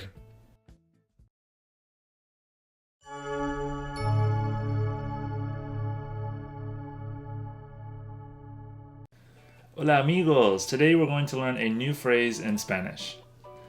The phrase we're going to learn is costar un ojo de la cara, which is used to say that something is very expensive. In English, if we want to say that something is very expensive, we might use the phrase to cost an arm and a leg. But in Spanish, we don't say to cost an arm and a leg. In Spanish, we say to cost an eye from the face. So it's going to be costar un ojo de la cara. Costar un ojo de la cara. Sounds painful, right? Remember that un ojo means an eye, un ojo, and la cara means the face, la cara. And for the verb, we're going to use costar. Costar means to cost. It's a stem changer verb, so it's not a regular verb. But for now, all we need to know for the conjugations are two forms, cuesta, which is singular, and cuestan, which is plural. So if we're talking about the cost of one item, we say cuesta. If we're talking about the cost of two or more items, we say cuestan. Cuesta, cuestan. For example, esta camisa cuesta un ojo de la cara. Esta camisa cuesta un ojo de la cara. This shirt is very expensive. Estos pantalones cuestan un ojo de la cara. Estos pantalones cuestan un ojo de la cara. These pants are very expensive. Let's see a few more examples. Este vestido cuesta un ojo de la cara. Este vestido cuesta un ojo de la cara. This dress is very expensive. Esta corbata cuesta un ojo de la cara. Esta corbata cuesta un ojo de la cara. This necktie is very expensive. Estos zapatos cuestan un ojo de la cara. Estos zapatos cuestan un ojo de la cara. These shoes are very expensive. Alright, so now you know how to say something is very expensive in Spanish. Until next time, amigos. Hasta luego.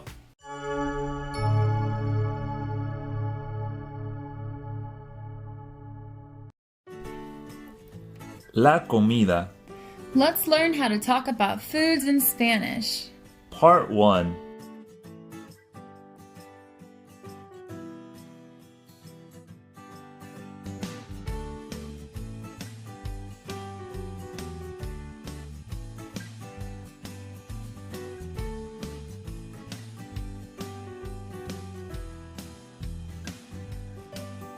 Hola, mi nombre es Carlos y hoy vamos a hablar de la comida. El pan, bread, el pan, el pan. El arroz, rice, el arroz, el arroz. Los frijoles, beans, los frijoles, los frijoles. La sopa, soup, la sopa, la sopa.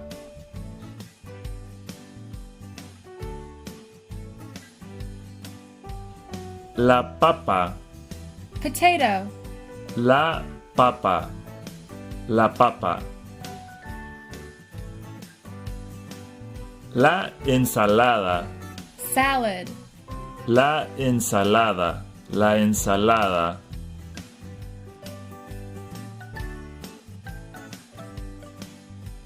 Las frutas, fruits, las frutas.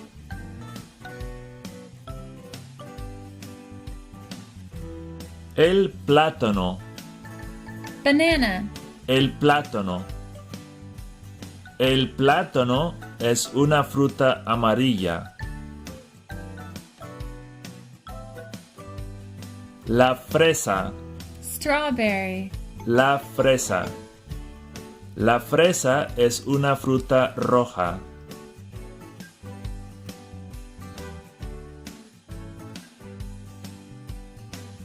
La sandía, watermelon, la sandía, la sandía.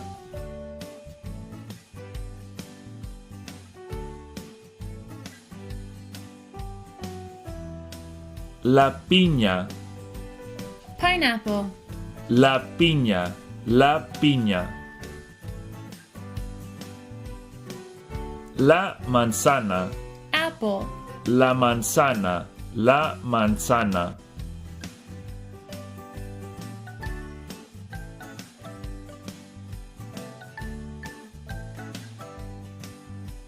La naranja, orange, la naranja, la naranja.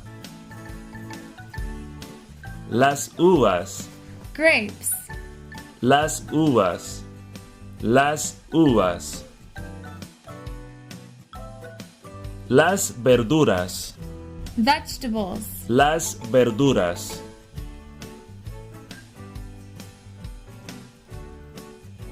La zanahoria, carrot, la zanahoria, la zanahoria. La lechuga, lettuce, la lechuga.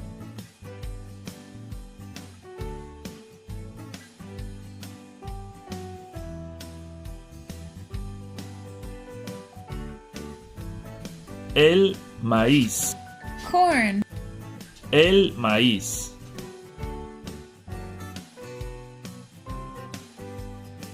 El tomate, tomato, el tomate.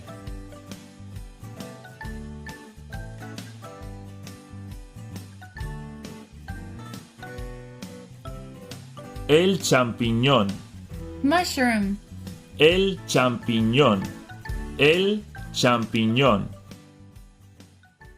La cebolla, onion, la cebolla.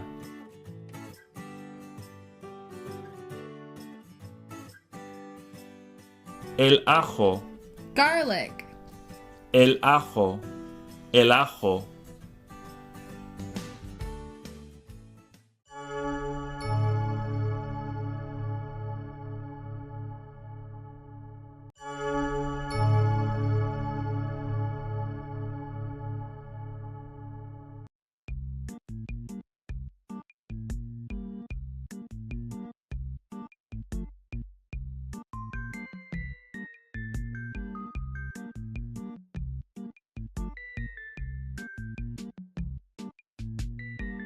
La comida, Food.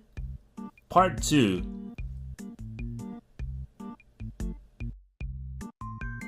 Los huevos.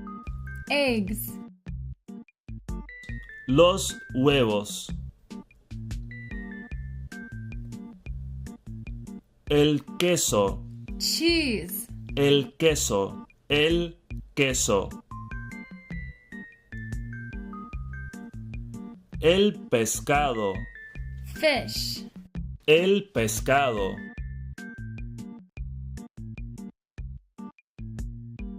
Los camarones. Shrimp. Los camarones. Los camarones. La carne. Meat. La carne. La carne.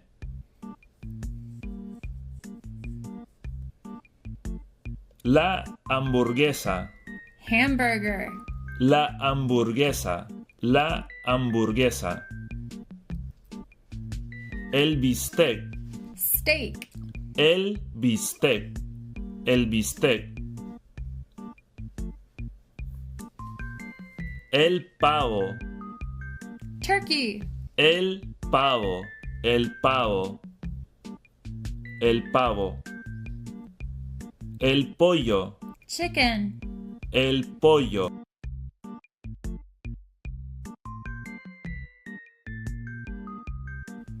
El jamón. Ham. El jamón.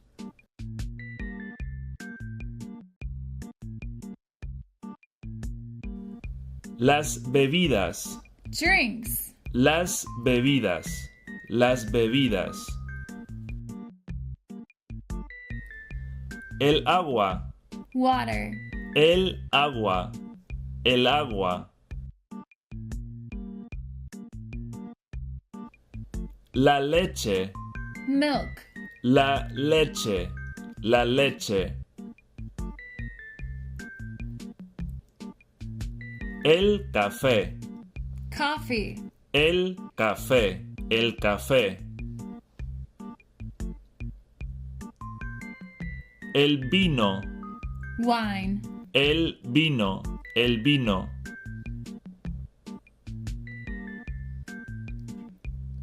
El jugo. Juice. El jugo. El jugo. El té. Tea. El té. El té. Los postres. Desserts. Los postres. Los postres. El helado. Ice cream. El helado. El helado. Las galletas. Cookies. Las galletas. Las galletas. El chocolate. Chocolate. El chocolate. El chocolate. El pastel. Cake. El pastel.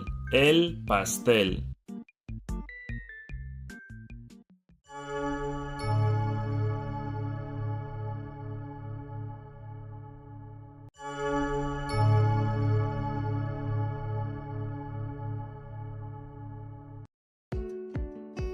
La comida. Food. Part 3.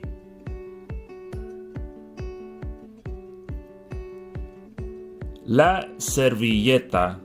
Napkin. La servilleta. La servilleta. El tenedor. Fork. El tenedor. El tenedor. La cuchara. Spoon. La cuchara. La cuchara. El cuchillo. Knife. El cuchillo. El cuchillo. El plato. Plate. El plato. El plato. El vaso. Glass. El vaso. El vaso.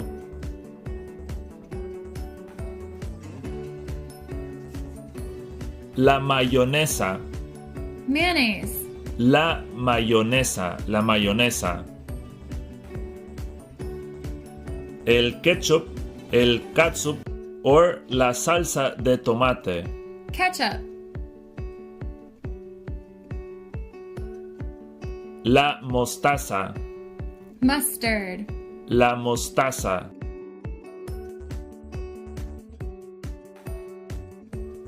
La sal. Salt. La sal. La sal.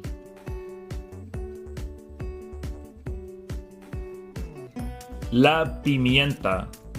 Pepper. La pimienta. La pimienta. La mantequilla. Butter. La mantequilla.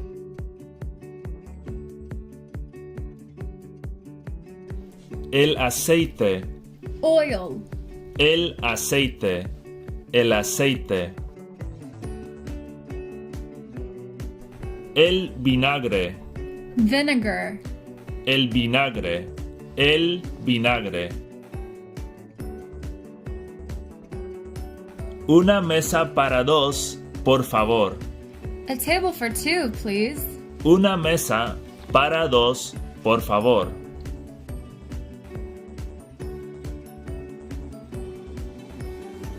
Mesero or camarero. Server or waiter.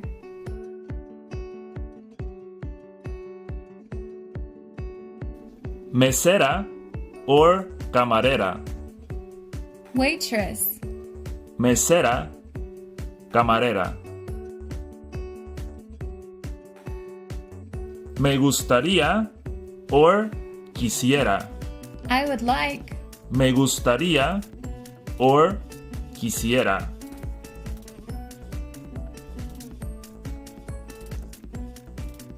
Me gustaría un vaso de agua, por favor. I would like a glass of water, please. Me gustaría un vaso de agua, por favor. Or you can say quisiera un vaso de agua, por favor. El menú. The menu. El menú. El menú.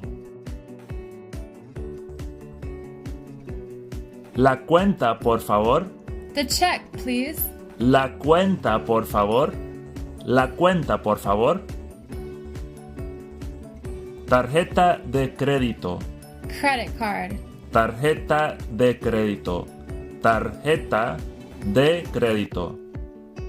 La propina. Tip. La propina. La propina.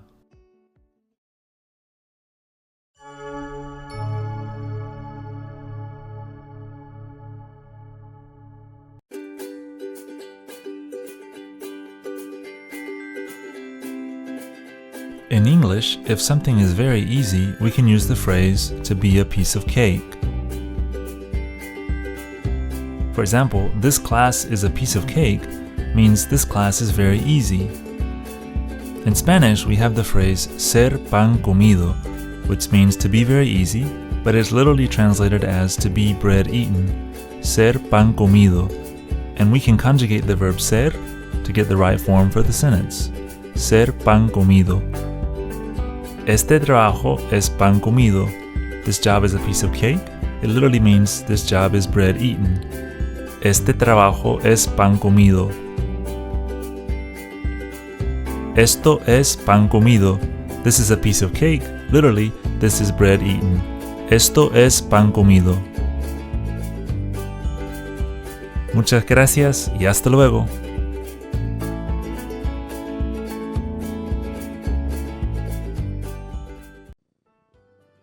Hola, ¿qué tal? ¿Cómo estás? En este video nosotros vamos a practicar las palabras y el vocabulario que has aprendido en otras lecciones.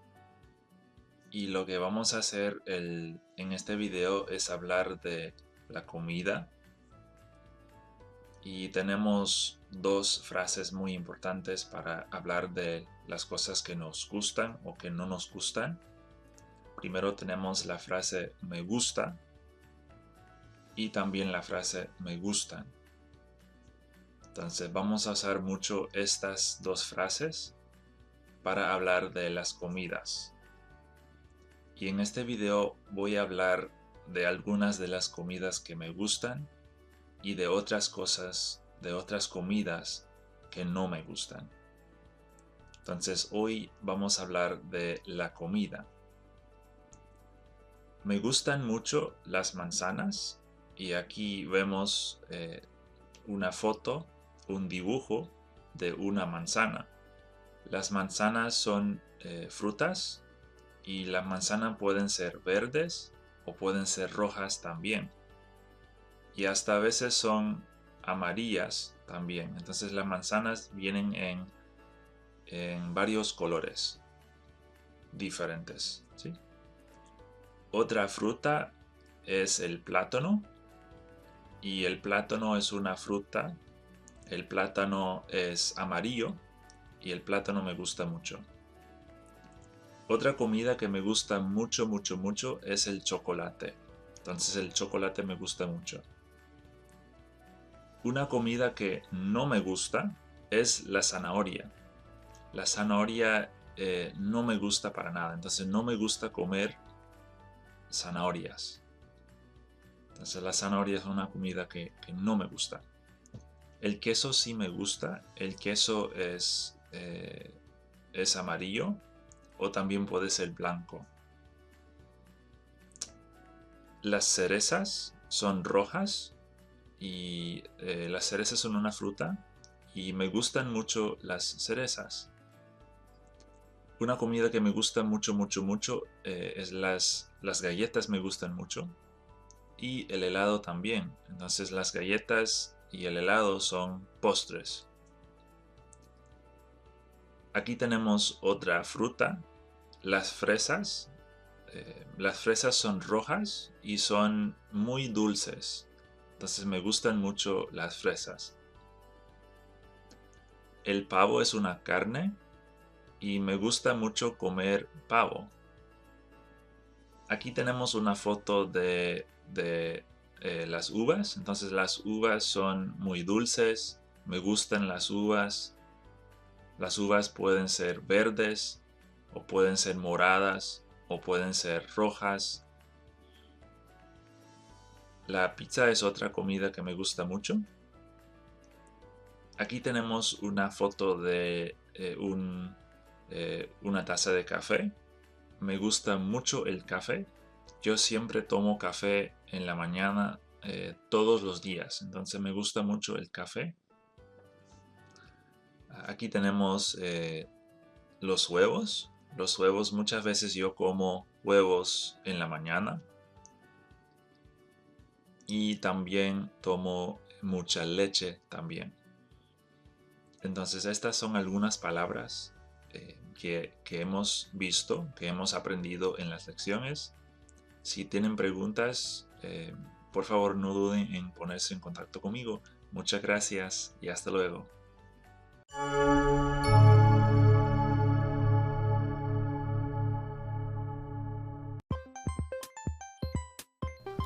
Verbs in Spanish.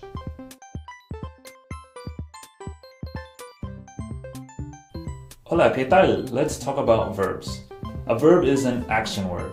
Some examples would be to dance, bailar, to run, correr, and to write, escribir. Now, Spanish has three categories of verbs. We have verbs that end in AR, verbs that end in ER, and verbs that end in IR. Before we get to the verbs, we first need to talk about one important concept, and that is the concept of the infinitive. The infinitive is the non-conjugated form of the verb, and in English, the infinitive is the to form, so to something. For example, to dance is an infinitive, to run is an infinitive, and to write is an infinitive. And in Spanish, the infinitives for these would be bailar, correr, and escribir. These are all examples of infinitives. And in Spanish, the infinitive always ends in either AR, in ER, or in IR. What we're going to do today is learn to conjugate these infinitives so that we can use the right form of the verb for the person or the subject that we want to use in our sentences. The patterns that we learn today are for regular verbs. Almost all verbs in Spanish are regular. However, keep in mind that some verbs are irregular and do have a different conjugation pattern. But for right now, we're not going to worry about those. You'll learn those later on down the road. Today, we're just going to look at the conjugation patterns for regular verbs. And let's start by looking at the verbs that end in AR. AR verbs. Some examples would be bailar, to dance, hablar, to talk, trabajar, to work.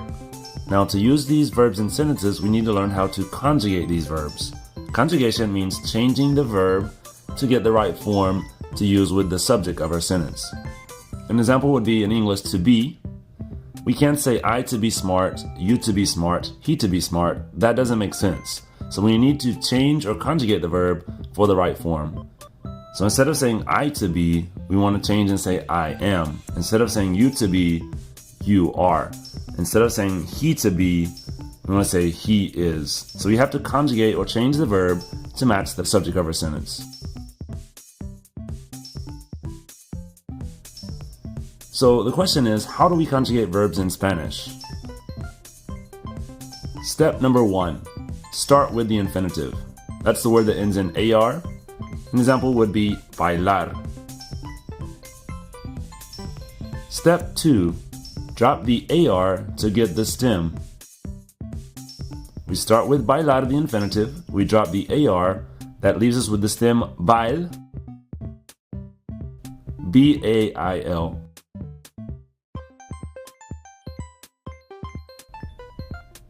Step 3, add the verb ending to the stem. So we're going to add some endings on to that stem we just got in step 2.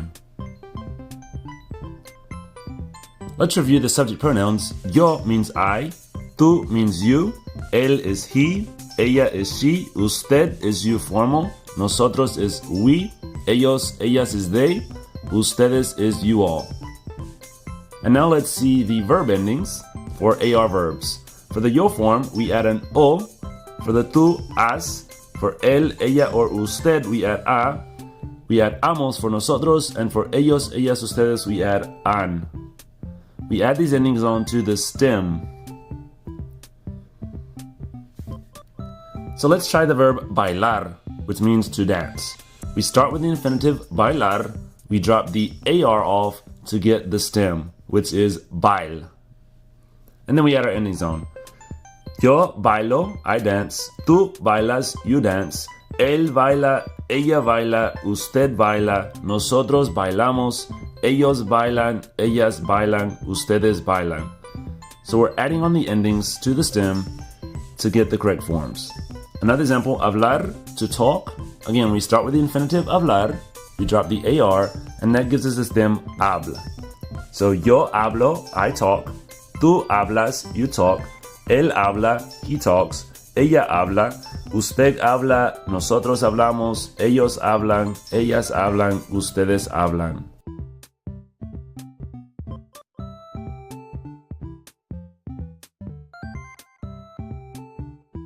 And let's practice with one last verb. Trabajar means to work. I work. Yo trabajo. We start with the infinitive trabajar, drop the AR, and add the O back on. Yo trabajo. You work. Tú trabajas. Drop the AR and add the AS on for the tú form. Tú trabajas. She works. Ella trabaja. We start with the infinitive, drop the AR, and for ella, we add an A back on. Ella trabaja. We work. Nosotros trabajamos. We drop the AR and add amos. Nosotros trabajamos. They work. Ellos trabajan. Drop the AR and add the AN. Ellos trabajan.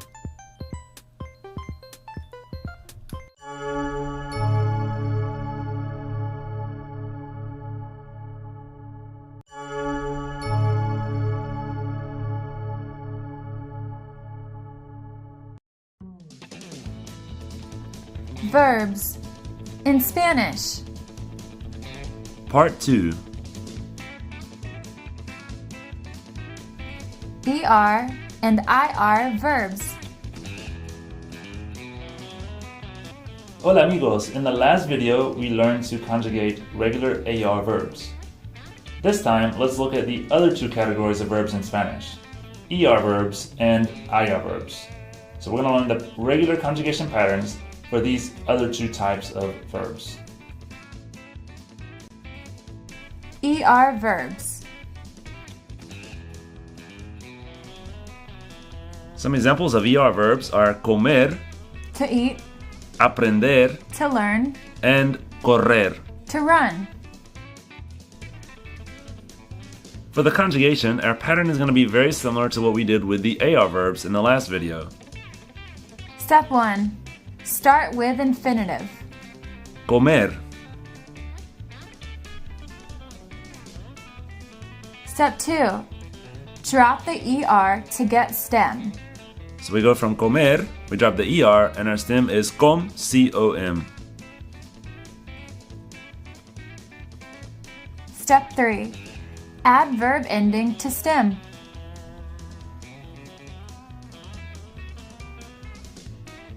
For the yo form, we add the O. For tú, es. For él, ella, usted, e. For nosotros, hemos. For ellos, ellas, ustedes, en. Let's see an example. Comer, which means to eat.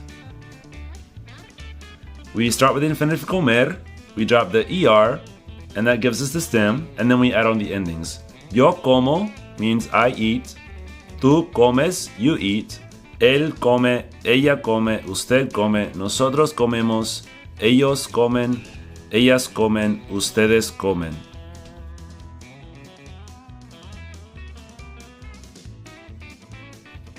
Aprender means to learn.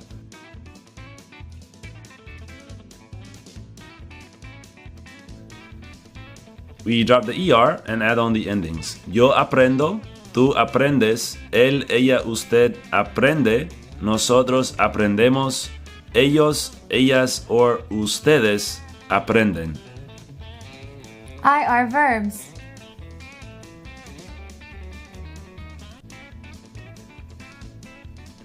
For IR verbs, we add the O for yo, the S for tú, the E for él, ella, or usted, the imos for nosotros, and the N for ellos, ellas, ustedes. Very similar to the ERs except for the nosotros form. Escribir is a verb that means to write. So we start with the infinitive escribir, drop the IR, and then add on the endings. Yo escribo, I write. Tú escribes, él escribe, ella escribe, usted escribe, nosotros escribimos, ellos escriben, etc. Practice ER and IR verb conjugation. Our first verb is correr, which means to run.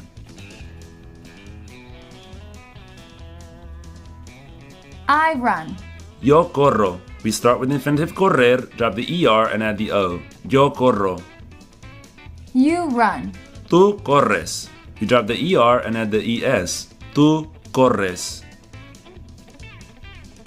Maria runs. Maria corre. Start with the infinitive, drop the ER, and add the E. Maria corre.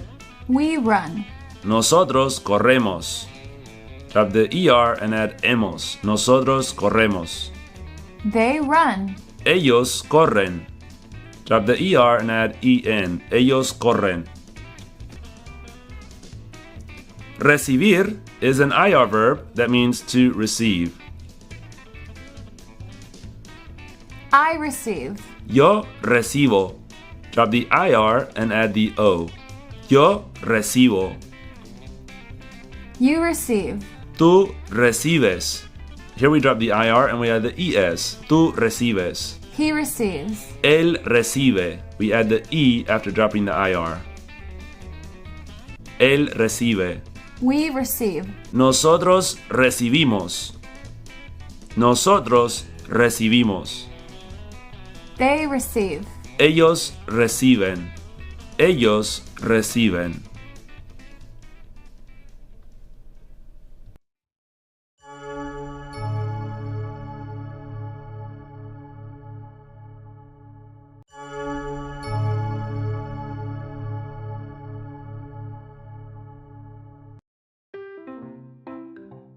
Verbs in Spanish. Common regular verbs. Today we're going to learn some very useful verbs, and these verbs that we see are all going to be regular verbs, which means they follow the same conjugation pattern that we learned in the last videos. Let's first take a look at some common AR verbs, verbs that end in AR. Comprar, to buy, comprar. Hablar, to talk or to speak, hablar. Comprar, hablar. Trabajar, to work, trabajar. Viajar, to travel, viajar. Trabajar, viajar. Llegar, to arrive, llegar. Llamar, to call, llamar. Llegar, llamar. Tomar, to take or to drink, tomar. Buscar, to look for, buscar. Tomar, buscar. Escuchar, to listen to, escuchar. Necesitar, to need, necesitar. Escuchar, necesitar. Llevar, to carry or to wear, llevar, llevar.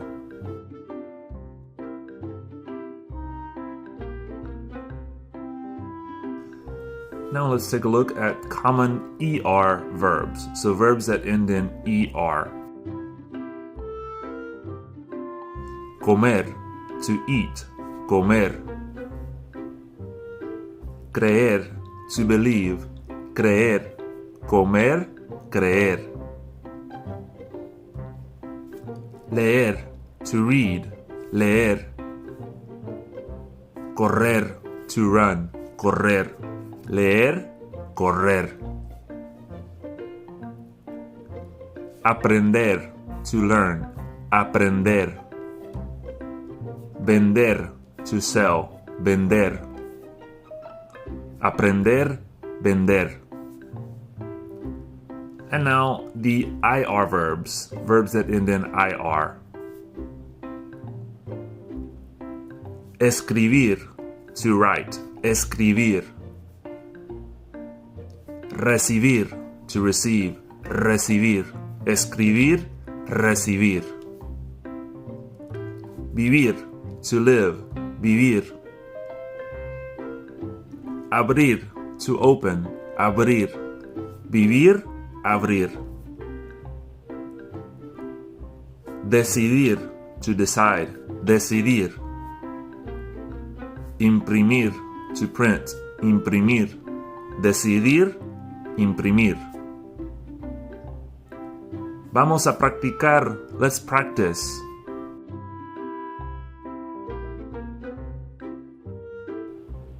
Luis y Marta viven en Argentina.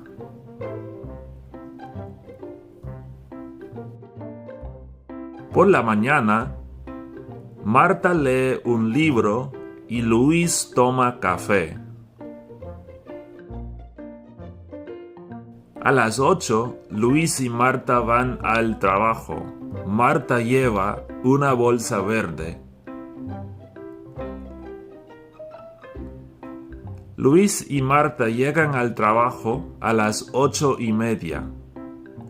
Ellos trabajan en esta tienda.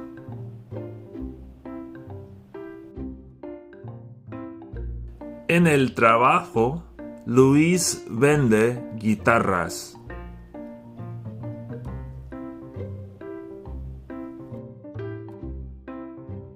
Cuando un cliente compra una guitarra, Marta imprime el recibo. Después del trabajo, Luis y Marta corren en el parque.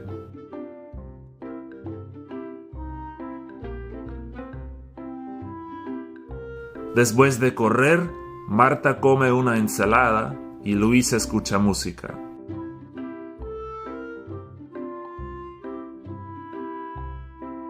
Adiós, hasta luego.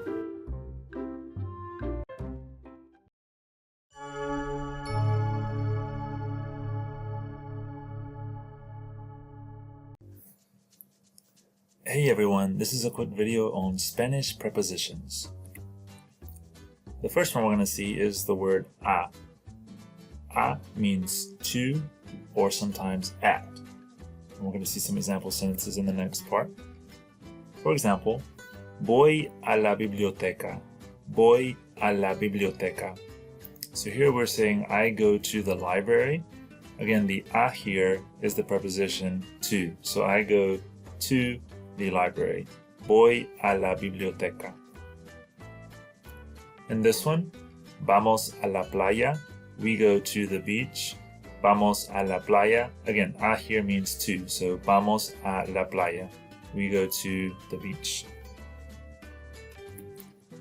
In this one, we have a little bit different use of a. We have voy a leer un libro. So in this one, we're saying I am going to read a book. Voy a leer un libro. Another common preposition is the word de, which means from. It can also mean of. In this example, soy de Puerto Rico. I am from Puerto Rico. Soy de Puerto Rico. In this example, we have Madrid es la capital de España. So Madrid is the capital of Spain. Madrid es la capital de España. A very common preposition is en, which means in. It can also mean on, or it can also mean at. Let's see some examples. El lápiz está en mi mochila. El lápiz está en mi mochila. The pencil is in, so here in is referring to in. El lápiz está en mi mochila. So the pencil is in my book bag. El lápiz está en mi mochila. Ellos están en la escuela. They are at the school or they are in the school. Ellos están en la escuela. Ellos están en la escuela. Llegamos en una hora. So we will arrive in 1 hour. So we'll arrive in 1 hour. Llegamos en una hora.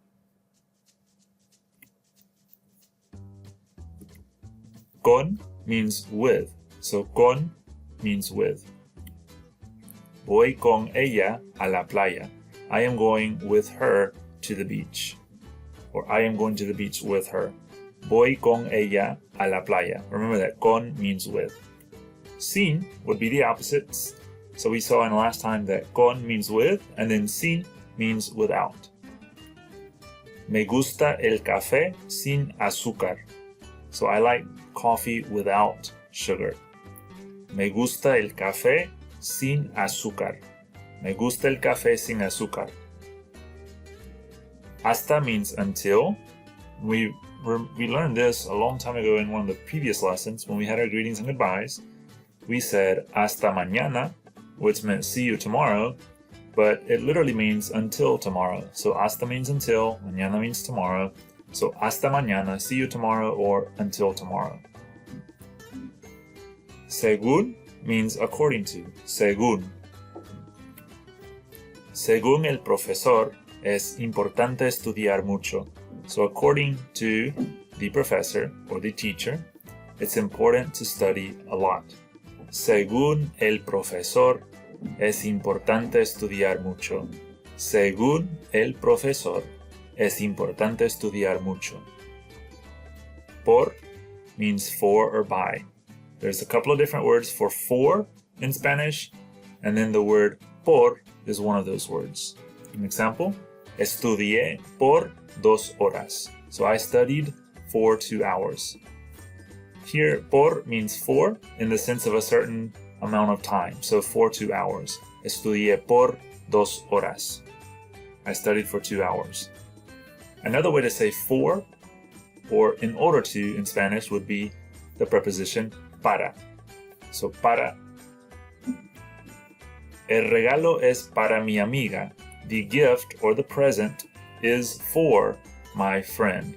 So when we say for as in for a certain person or for a certain purpose, we use para for the word for. El regalo es para mi amiga. Okay, that's it for this time. Muchas gracias. Hasta luego. Bye.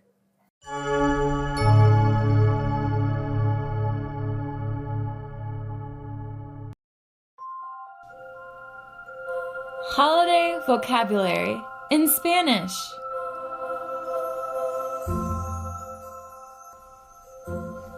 Hola amigos, buenos días if you're watching this video in the morning, buenas tardes if you're watching this video in the afternoon, and buenas noches if you're watching this video at night. Today we're going to learn some useful phrases for talking about the holidays in Spanish.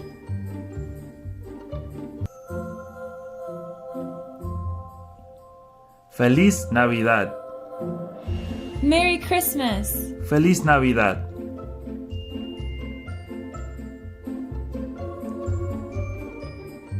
Nochebuena. Christmas Eve. Nochebuena.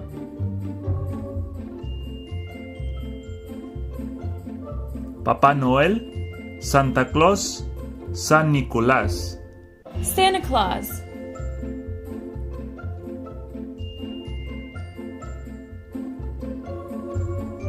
Felices fiestas. Happy holidays. Felices fiestas.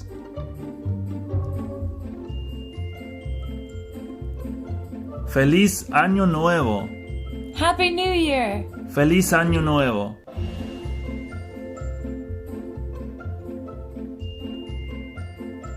Feliz cumpleaños. Happy birthday. Feliz cumpleaños.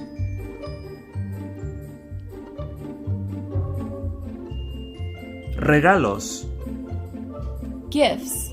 Regalos.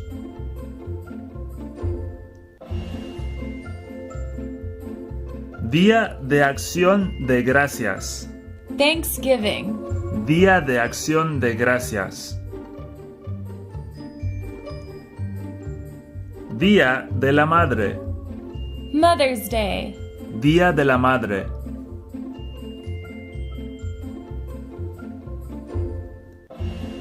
Día del Padre. Father's Day. Día del Padre.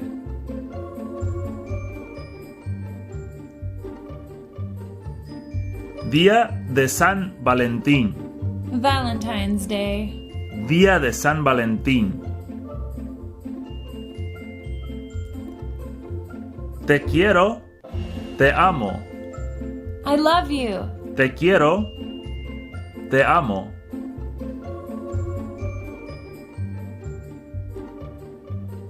El amor.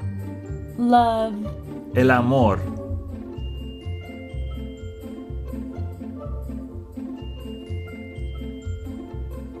Mi amor. Sweetie. Mi amor.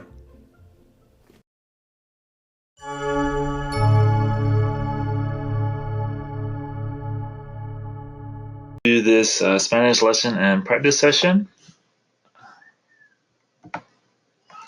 Everybody ready to get started?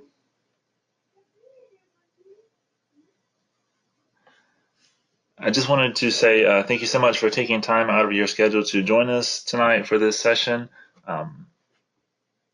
And thank you also for making progress in the course and working on the course with us. We're really excited about you studying with us in the course.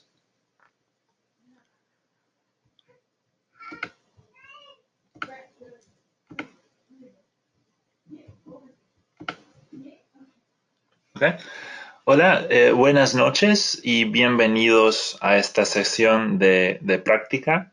Hoy nosotros vamos a repasar algunas cosas que han aprendido. Vamos a aprender una nueva lección y al final vamos a dejar tiempo para preguntas. So tonight what we're going to do is we kind of have three goals for this session. First of all, I would like to kind of review some of the things that you have learned in the course so far, some of the basic questions, basic phrases.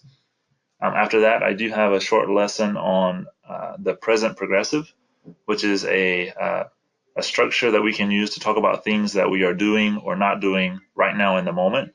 So things that someone is doing right now. So for example, we could say I am speaking, or I am listening, or we are presenting, or we are studying. So things that we are doing in the moment. So that'll be our lesson. And then at the end, I would just like to save some time to see if anybody has any questions or wants to practice any at all in those last few minutes of the session.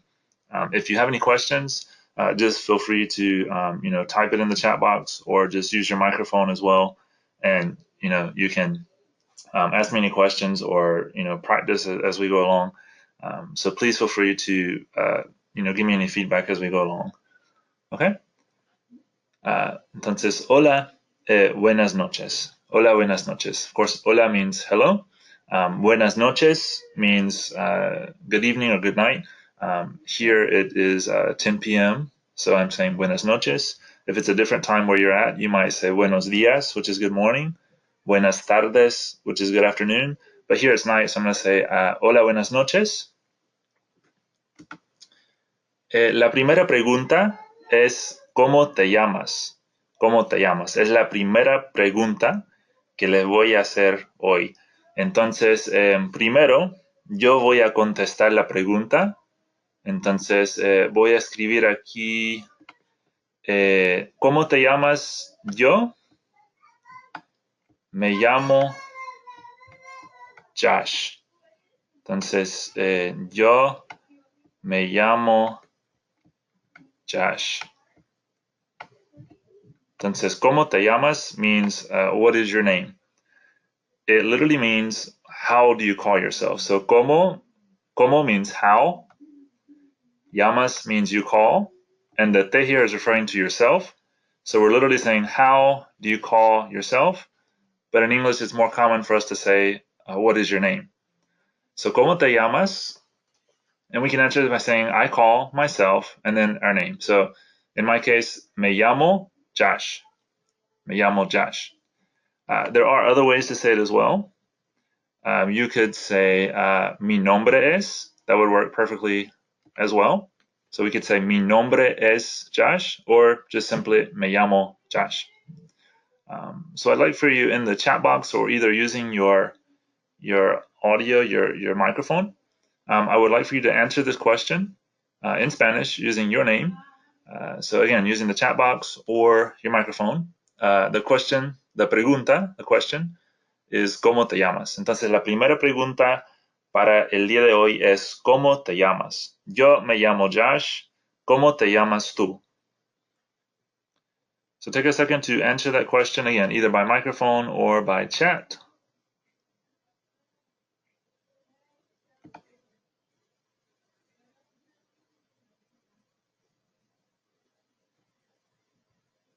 Okay. Anybody want to answer that one? So me llamo or mi nombre es.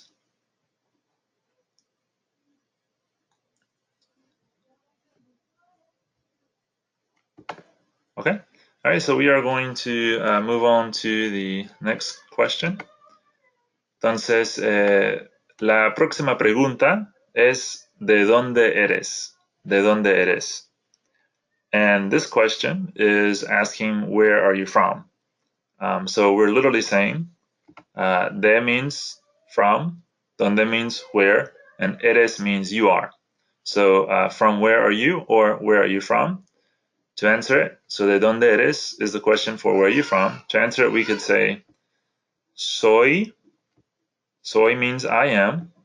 Soy de. The de means from. And then the place. So in my case, soy de los Estados Unidos. Soy de los Estados Unidos. Entonces la pregunta es, ¿de dónde eres? Soy de los Estados Unidos. Okay, so I would like for you to take a second and answer that question as well, if you would. ¿De dónde eres? Soy de los Estados Unidos. Again, you can put your own country or your town or your city there instead of saying Estados Unidos. If you're from somewhere else, you could say soy de, and then your place that you're from. Soy de los Estados Unidos. Soy de Francia. Soy de España. Soy de México, etc. ¿Sí? So that's our second question. Anyone have any questions or any comments on that one? If not, we'll move on to the next question.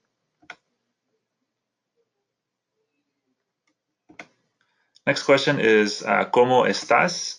¿Cómo estás means how are you? And we could say estoy is the verb here that we want to use for how I am doing or feeling. So estoy. And then we could say if we're doing well or good, we could say estoy bien. So estoy bien would be I'm doing well or I'm doing good. Or if we're not having a good day, we could say I'm not doing well, I am not doing well, so I'm doing bad. Estoy mal.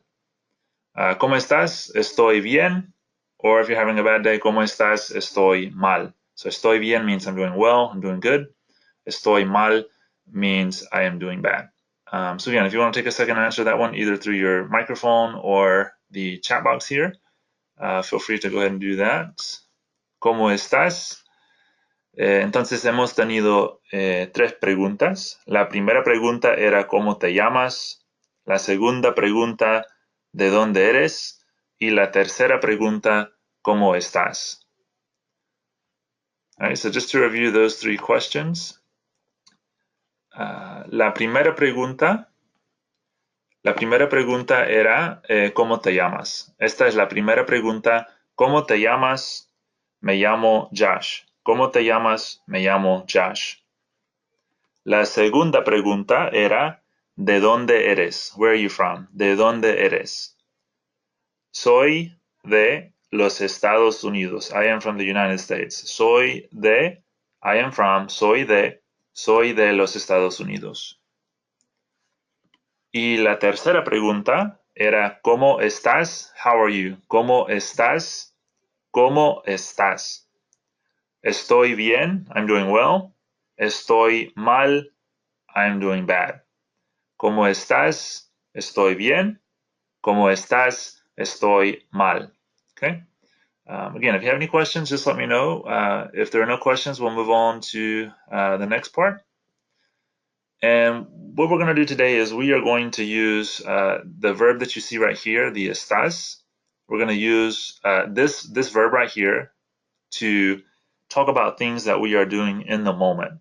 Like right now, I could say I am talking, or I am speaking, or I am presenting. So we're going to learn to use that structure in Spanish. I am doing something, or we are doing something, you are doing something. So that's what we're going to be using. And so the verb that we're going to be using to do this is to be. So I am running, I am singing, you are running, you are singing, we are running, we are singing. Again, it's in English, it's the verb to be. So I am, you are, he is, she is, we are, etc. And the difficult part about Spanish for this verb, so in English the verb is pretty simple. There's only one form, one way to use this, to be. But in Spanish, what happens is that we have 2 different verbs for to be. We have the verb ser, which we've actually seen earlier in this session. The verb ser means to be. Remember before when we said soy de los Estados Unidos, when we said I am from, the soy here meant I am. So when we said soy de los Estados Unidos, I am from United States, we were using the verb ser by saying soy. Soy means I am. So we use the verb ser to say to be.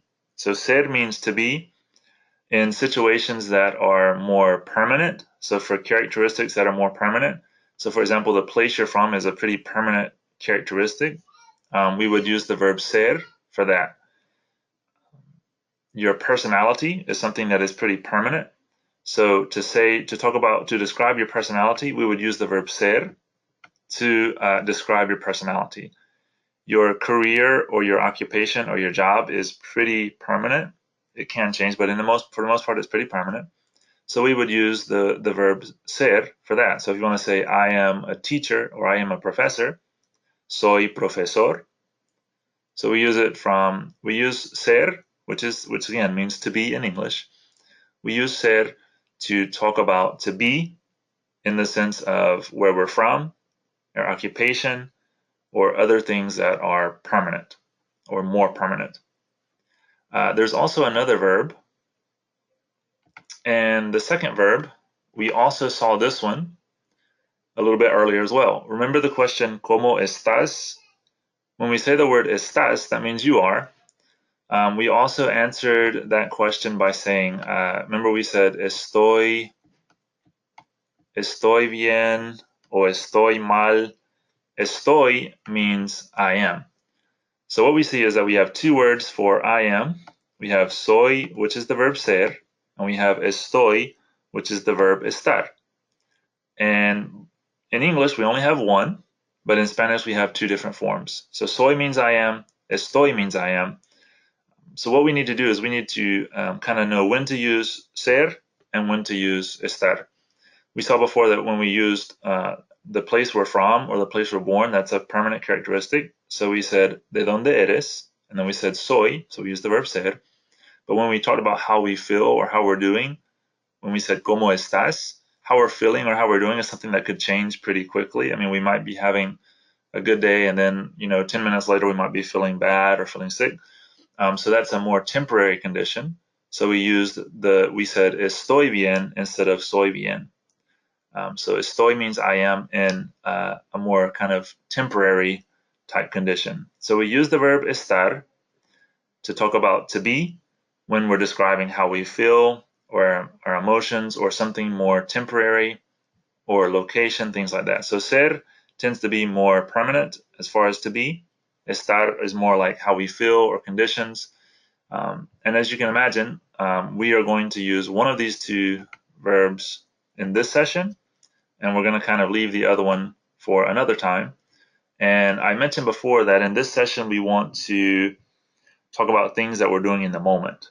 And so that is something that is pretty temporary, right? So if you're reading right now, you might be speaking in 2 minutes. If you're working right now, in 5 minutes, you might be listening, or in the next moment you might be speaking. So it's something that changes. It's pretty temporary. So tonight in this session, we are going to focus on the verb estar. So this is going to be our verb for this session, the verb estar. So let's focus on this session for the verb estar. And the first thing that we need to do is that we need to know how to use the different forms for the verb estar. And again, we said that the verb estar means to be in English, to be. And we said that it's used for saying how we feel. It's used for describing where something is located. It's used for saying what we're doing in the moment. So the verb estar is to be in the more temporary kind of conditions. So let's look at some of the forms of the verb estar. The first one would be yo estoy, which means I am. And we actually used that earlier when we said, we asked the question, ¿cómo estás? And we said, estoy bien o estoy mal. The yo means I, so that's the subject pronoun for I. Estoy means I am. One interesting thing about Spanish is that the subject pronouns are always optional. So they're not required.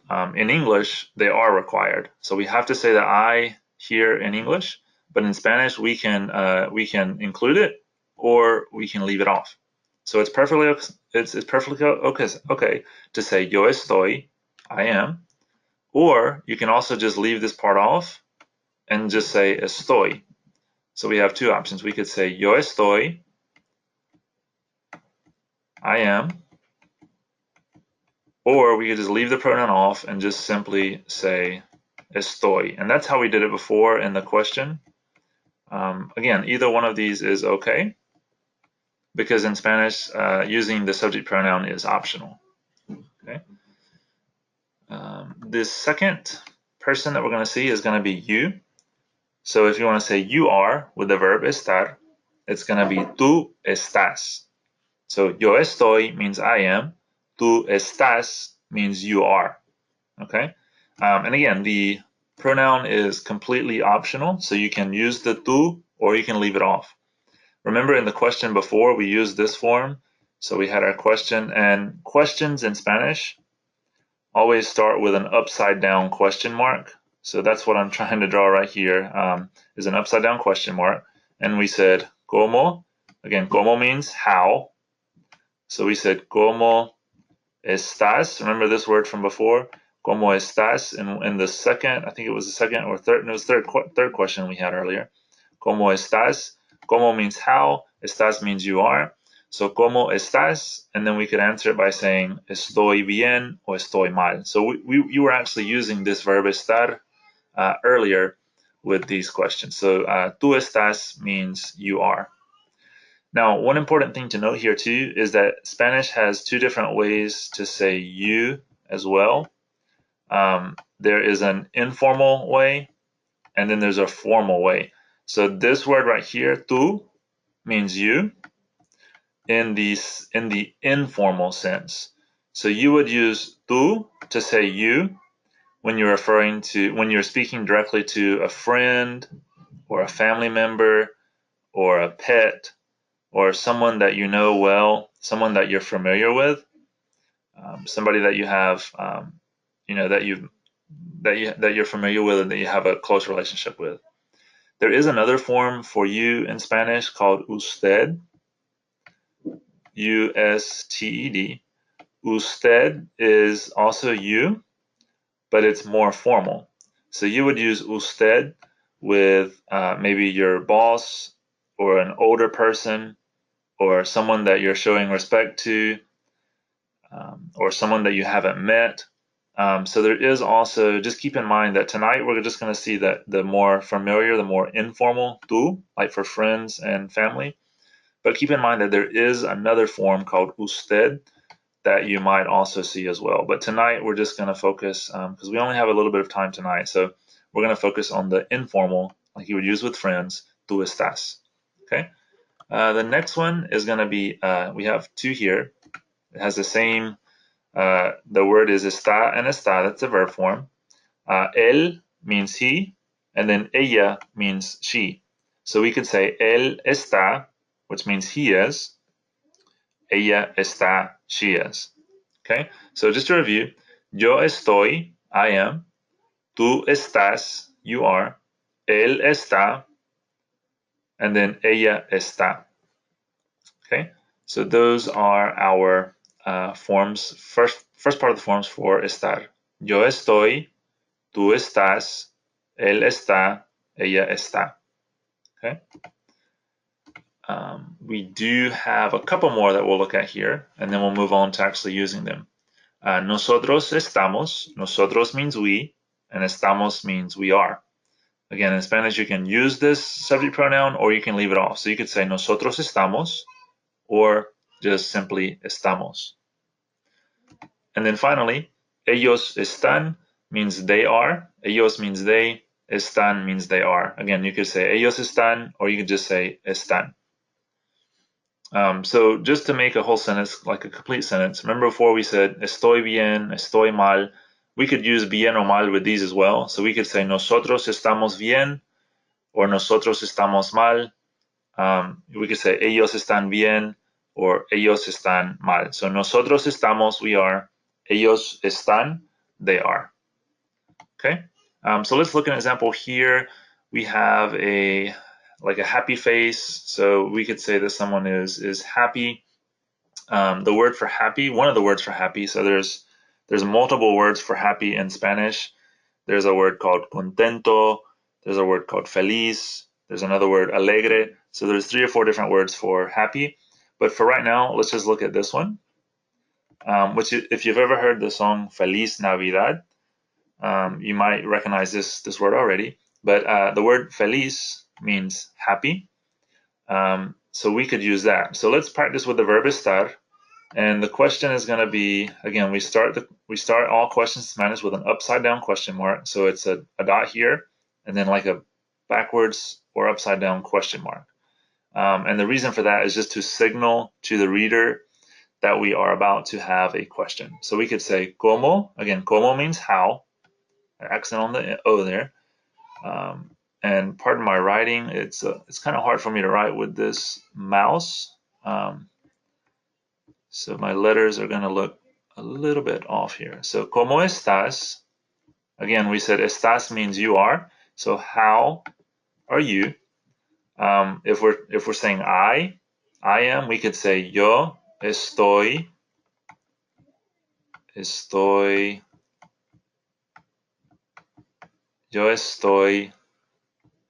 feliz.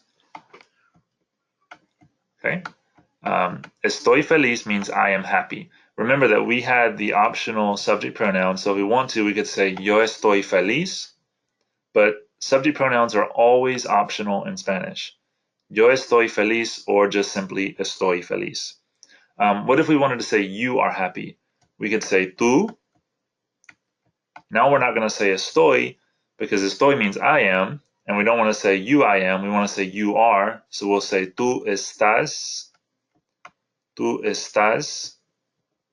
That's an A with an accent mark. Tú estás feliz. Okay? We could say he is happy. We would say él está feliz. Or ella, she is happy would be ella está feliz. If we said we are happy, we could say nosotros. Nosotros means we. Nosotros. And then now we want to use the word estamos because estamos is the correct form for we are. So nosotros estamos. And now the word for happy is feliz. But what happens in Spanish is that when we have an adjective, it has to agree with the noun. So like right here, we have, this was I, so it was one person, singular. So the adjective is going to be one person, singular. Right here, you is just one person, so it's singular. And then the adjective must agree with it, it's also singular.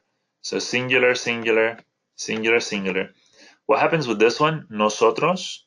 Nosotros means more than one person, so maybe my friend and I. So there's 2 or 3 or 20 or 100 or 1,000. There's more than one person, so it's plural. So we need to make the adjective over here. Oops, I'll just draw 2 people as well over here. We need to make the adjective over here plural as well to reflect that there's more than one person. So in Spanish, it's different than English. In English, we don't have to do this. But in Spanish, we need to make this plural. And we're actually going to write this with a C because when we make this word plural, it changes from a Z to a C. We won't get into the details on that in this video. When it's singular, it ends with a Z. When it's plural, it ends with a C. So nosotros estamos felices. It's not correct to say nosotros estamos feliz because, again, we have to make the adjective agree, singular or plural, with the noun. So if nosotros is plural, then feliz also has to be plural. And the correct form plural for feliz is felices. Okay, so yo estoy feliz, tú estás feliz, nosotros estamos felices. All right, so let's move on to the next one. The next word is going to be, so this person is not happy, so esta persona no está feliz, no está feliz. This person is sad. So the word for sad in Spanish is triste. And again, we can use the same forms. If we want to say I am sad, we could say yo estoy. Oops, that's an S. So yo estoy. And then we just add on the adjective. It's singular, one person, so we don't need to do anything to the adjective there. Yo estoy triste, I am sad. What if we wanted to say you are sad? Remember the word for you is tú. And we can't say estoy because estoy means I am. Now we need the form estás because estás means you are. So tú estás triste. So we could say, ¿Cómo estás? Yo estoy triste. Tú estás triste. What if we wanted to say he is sad? He would be él. We can't say estoy because estoy means I am. We can't say estás because estás means you are. Remember that the one for he is or she is was está. So we could say él está triste. All right, singular and singular. Let's try one that's plural just to practice the plural. What if we said they are sad? So they would be ellos. And the form for they are is están. Ellos están. Ellos están. And then we have to think about this was the adjective, sad. But remember that if we have more than one person, we have to change this to make it, we have to change triste to make it plural. So we do have more than one person here because they refers to more than one person. So they are, so now instead of saying triste, so what we have on the screen right now is incorrect. It's not correct because as of right now, ellos is plural, but triste is only singular. So what we need to do is we need to make triste plural so that will match. So we have ellos is plural. We need triste to be plural, and we make it plural by adding on the s here. So we could say ellos están tristes. Okay. What if we said we are sad? We would say nosotros estamos, because estamos is the form for we are. Nosotros estamos, and then nosotros is more than one person. So we're going to make it plural again, just like we did with ellos. We would say nosotros estamos tristes. Nosotros estamos tristes. Okay. Muy bien. ¿Cómo estás? Yo estoy triste. Tú estás triste. Él está triste. Nosotros estamos tristes. Ellos están tristes. Okay.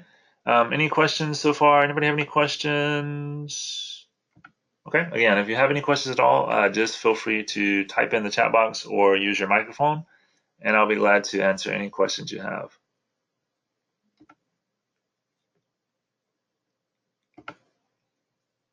Okay. And do we have a question? Anybody have any questions?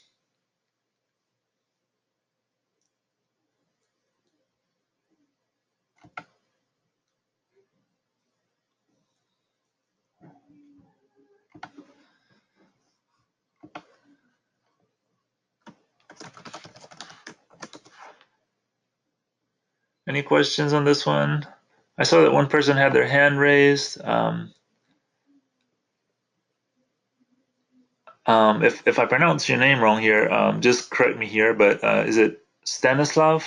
Is that correct? I saw your hand was raised here. So if you have any questions, just feel free to type it here in the chat box right here on the bottom, or you can also ask me the question with your microphone. So just let me know if you have any questions here. Okay. All right. So we'll move on to the next one. Again, if you have questions, just up, and I see we have a question. Okay. All right. Thank you. Gracias. Muy bien. Okay. All right. The next one here is going to be this person is not doing well. So, and again, one thing that we should note here is that so far we've been saying that someone is. We've been saying things like estoy feliz, estoy triste. If we want to make it negative, if we want to say like this person, for example, it's a he, so we could say he, so él. He's definitely not happy because we see that he's got a temperature, he's in bed, so he's not happy. If we want to make it negative, we just put the no, which means not. Él no, and then we say he is would be está. Él no está feliz. So on this one, all we need to do to make it negative is that we just put the no right in front of the verb. So the no goes right before the verb. A little bit different from English. So in English we say he is not, it goes after the verb, but in Spanish it goes right before the verb. Él no está feliz.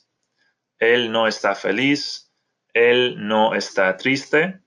What we do want to say here is that he is sick. So we could say él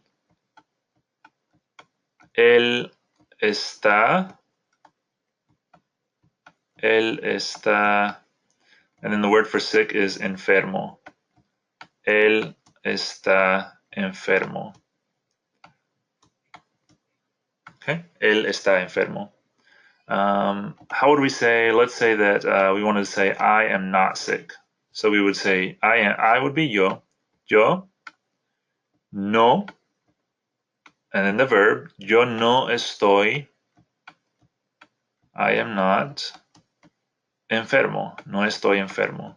Oops. E-N-F-E-R-M-O.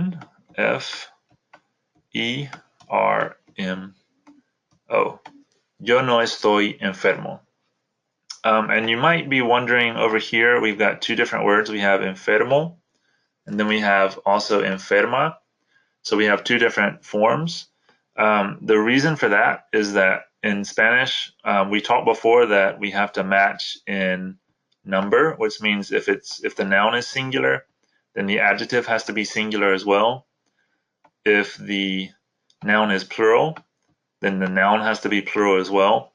A couple of examples would be if we said, I am happy, yo estoy feliz. Yo is singular, so feliz needs to be singular as well. But if we had nosotros, which is more than one, nosotros estamos felices, so felices would be plural to match that.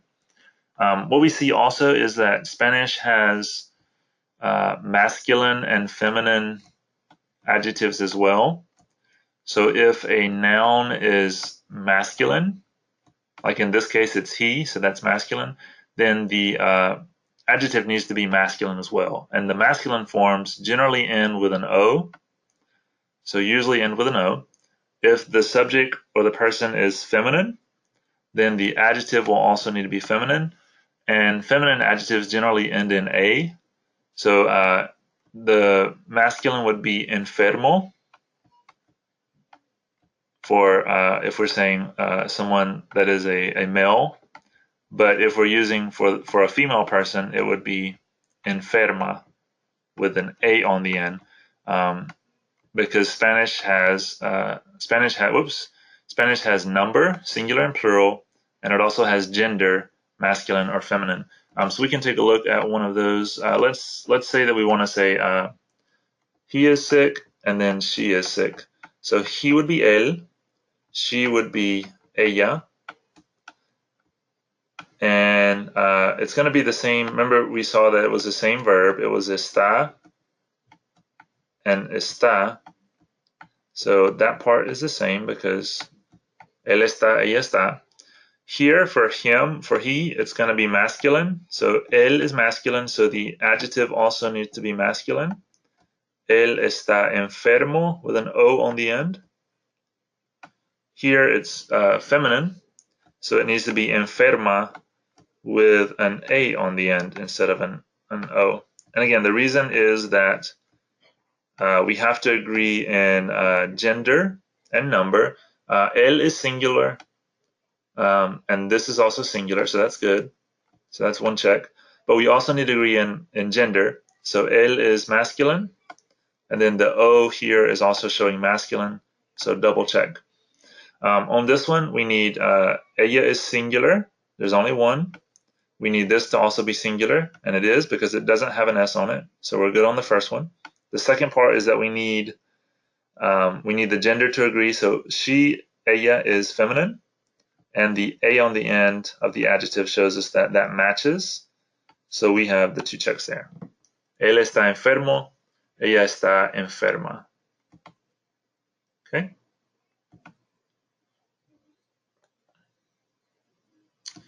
All right. Any questions? Everybody good so far? Now, one other thing with this one, if we said someone is, if we use plural, if we said, for example, like nosotros,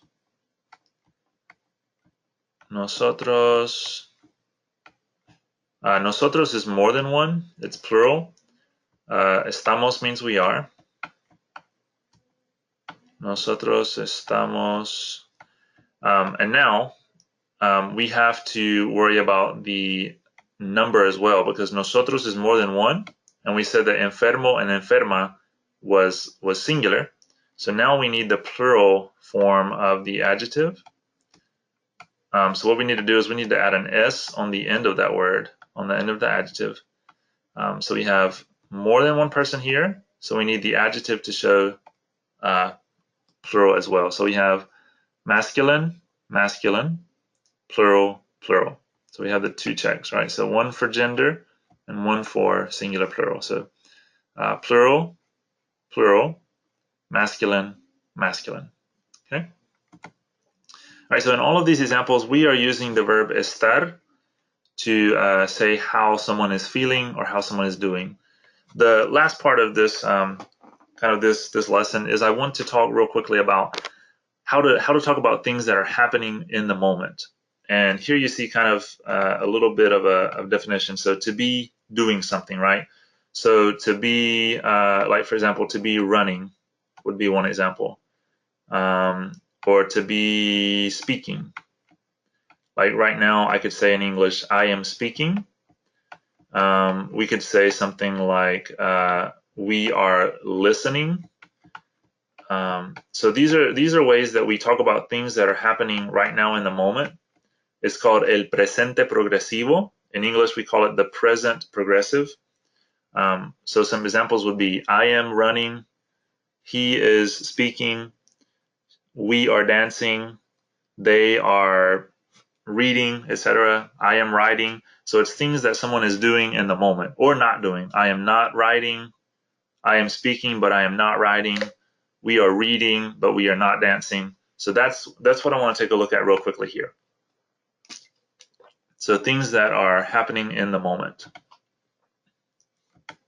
So we have a question here. Is feminine and masculine form of the verb to be are different endings?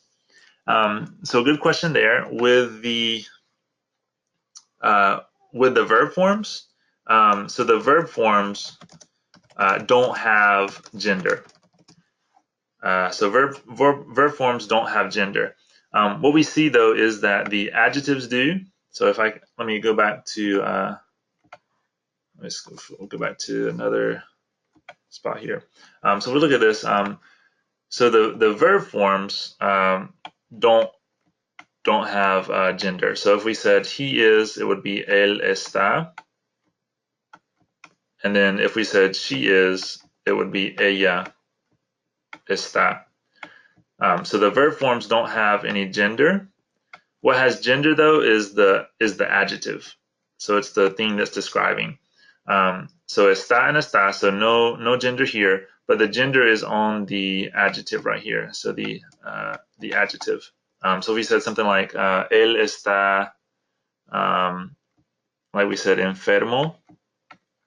The reason that we're using the O here is because it's he. It's masculine. But the verb forms, so this part right here is not affected by gender. The part that we need to agree is going to be the subject and then the adjective. And then over here, the subject and the adjective would be enferma. So we don't have to worry about the verb forms because they don't have a gender, but the noun has a gender. So this one is masculine, and the adjective has a gender as well. That one's masculine. This noun is feminine. This adjective is feminine, but there's really not any gender on the verb. So the verb is kind of without gender, basically, on that one. Okay. Hopefully that helped a little bit. Okay, thank you. Yep, no problem. All right, so in the few minutes we have left here, let's take a look at the present progressive. What we need for this is, the reason I wanted to work on the verb estar is because in this part where we're saying I am running or we are dancing, we're actually going to use that verb estar and then along with something called the present participle, and we're going to see that in just a second. So we have the verb estar that we've already learned, and then we're going to learn to form the present participle after that. All right, so let's take a look at a couple of examples so that you'll know kind of what we will be referring to here. An example would be estoy, and again, we said that the pronouns are always optional. We could put yo here if we wanted. Yo estoy pescando. We already learned that yo estoy means I am, so this part means I am. And then this part right here, pescando, is the present participle of a verb. So pescando means fishing. So I am fishing. If we wanted to say you are fishing, we could just simply change this part to you are, which would be tú estás,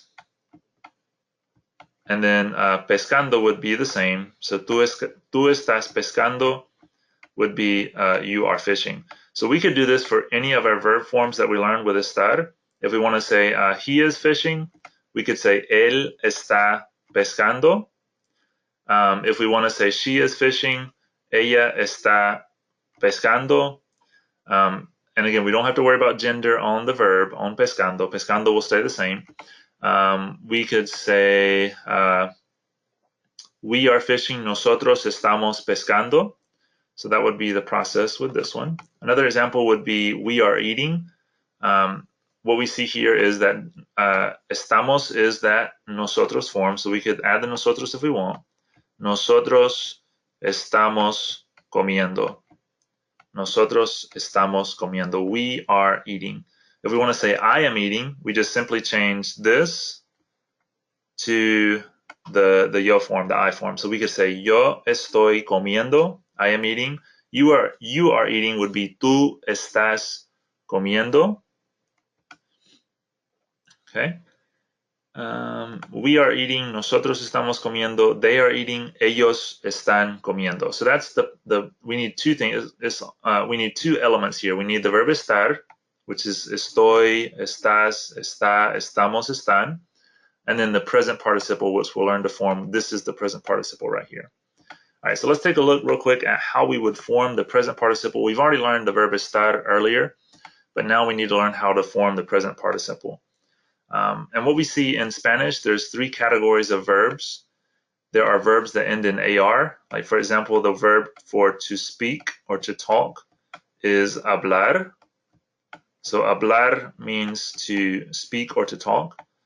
If we want to get the present participle, we just drop the AR, and that leaves us with the stem. So we drop off the AR, and that leaves us with habl, because we take the infinitive, cut off the last two letters, and then we add ando to get hablando. And hablando is the present participle, and it means speaking. Another verb would be the verb bailar. Bailar means to dance. So we want to change this to get the participle, which means dancing. So we start with this, and then we drop the last two letters, and that leaves us with bail, and then we add on the ando. So bailando means dancing. Bailando means dancing. Okay. I want to focus on those since we have we have just a little bit of time left. I want to focus on that category first. Just know that there also are two other categories that we'll see as well. There's ER verbs and there's IR verbs. So all verbs in Spanish, all infinitives in Spanish end in one of these three categories, in AR, in ER, or in IR.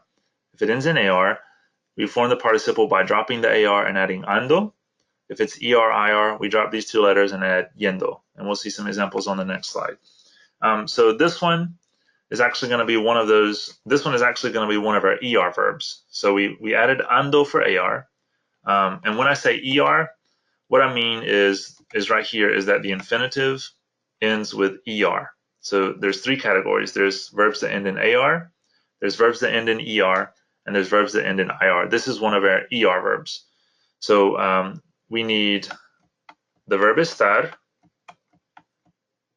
plus the participle, which is that thing we just did, so the participle here. So first, let's do this part right now, because we've already done this part. We already know how to say he is. It was él está. So let's get the participle of the verb correr. So the first step was we drop off this er. So we cut that part off. So we have corr, cor. And then we said on the last slide that for ARs we add ando, but this was an ER, so we need to add yendo. So we end up with the word corriendo, corriendo, corriendo. Corriendo means running. Now all we got to do is add on, so that's our first part. That's our second part actually. Our first part is the verb estar. So we want to say he is. So we would say él está corriendo. So corriendo means running. We learned previously that él means he and está means he is. So él está corriendo. Again, the él is optional. We could also say está corriendo. Él está corriendo. Let's say that we want to say I am running. Now, we're still going to use the same participle because the participle doesn't change. So running is still going to be corriendo. But now, instead of saying él está, we want to say I am. So that would be yo estoy corriendo. Yo estoy corriendo means I am running. Okay. If we said you are running, tú estás corriendo.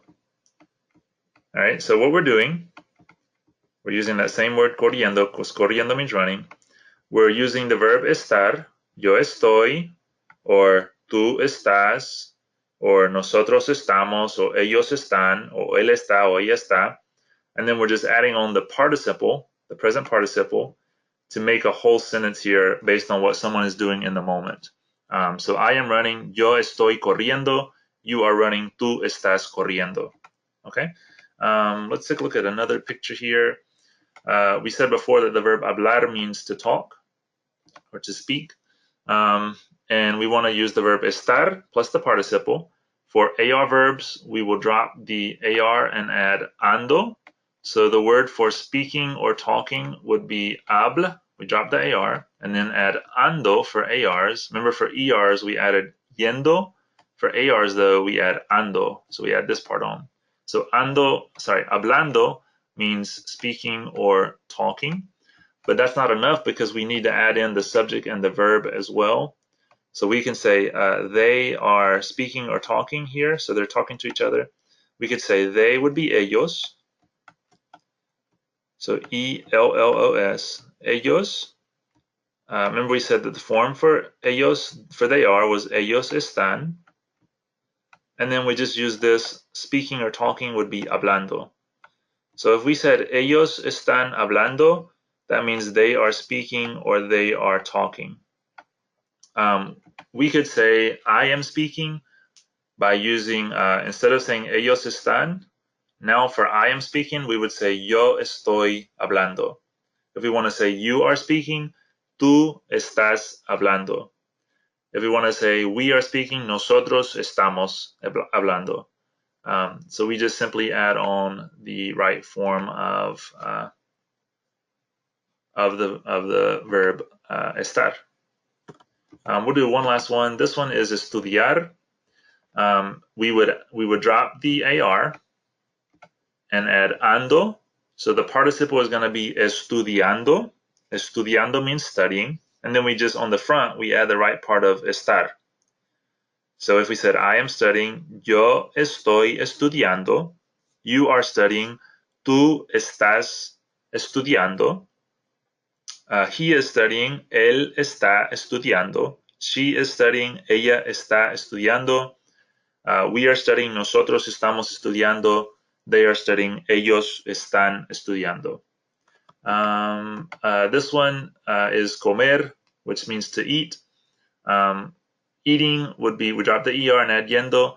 comiendo. So we could say ella está comiendo. She is eating. Ella está comiendo. This one is doing homework. So again, we would drop the ER and add yendo.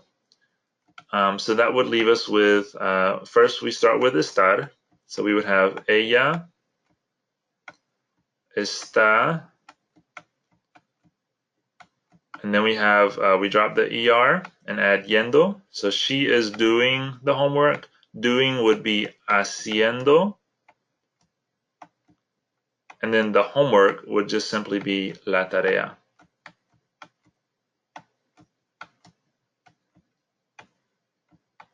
She is doing the homework. Ella está haciendo la tarea. I know we had to kind of go through that last part a little bit quick because of our time. I want to just save the last couple of seconds to see if anybody has any questions. Like I said, I know we went through a little bit quick on that, so please just let me know if you have any questions. I want to say thank you so much for attending this webinar. We are planning to have more in the future, so please just check the course, and we'll keep adding on different webinars. So we are planning to have more of those. Thank you so much. Just let me know if you have any questions. Any questions before we sign out tonight?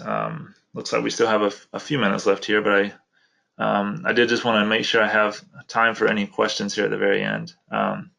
No problem. Thank you so much. Yep. I hope that you found this useful. And like I said, if you have any questions at all, please feel free to, in the course, just send me a message, or on the announcements page or on the message page. Just send me a message. I'll be glad to help. Is there anything that you want to practice before we go? Any questions or anything that you want to see before we go? Here's just one more I'll just put on the screen because it looks like we have a couple more minutes than I thought. So we have about 4 or 5 minutes left. I'll just put a couple more on the screen here before we go. This one is trabajar. Trabajar means to work. So if we wanted to say working, we would drop the AR, and the word for working would be, because we add the ando, so we would be going to, so we drop the AR, and then we add ando. So trabajando means working. And then the first part would be he is, which would be él está, because él está means he is, and then working is trabajando. Él está trabajando. And again, the cool thing is that we can change this, él está trabajando. I wrote that a little bit off there, but él está trabajando. He is working. Again, the nice thing is that we can change this first part to anyone else. So we could say, I am working would be yo estoy trabajando. You are working. Tú estás trabajando. He is working. Él está trabajando. She is working. We could just keep going and add any person that we want to on that. One more would be pensar. Pensar means to think. Let's say that we want to say, I am thinking. So I am would be yo estoy. So remember, we need two parts. We need the verb estar and then the present participle. And to get that, so that's estar. Now we just need the present participle. It's AR. So we drop the AR first, and then we add ando. So the word for thinking is pensando. All right, so we say I am, thinking is pensando. Pensando. Yo estoy pensando. All right, so what we see with this is that we have two parts. The first part is the verb estar, and then the second part is the participle. The participle stays the same. But if we want to change to different people or different person, we just use a different verb here. So we could say, for example, tú estás, and then pensando would still be the same because that's our participle. Tú estás pensando. That one stays the same there. So all we got to do to change it around is just change the verb estar.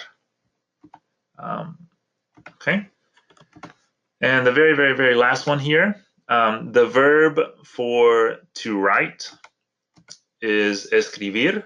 So we're actually going to get a chance to practice real quick one of these IR verbs. We've seen the ARs, ERs, and now we're going to see IRs.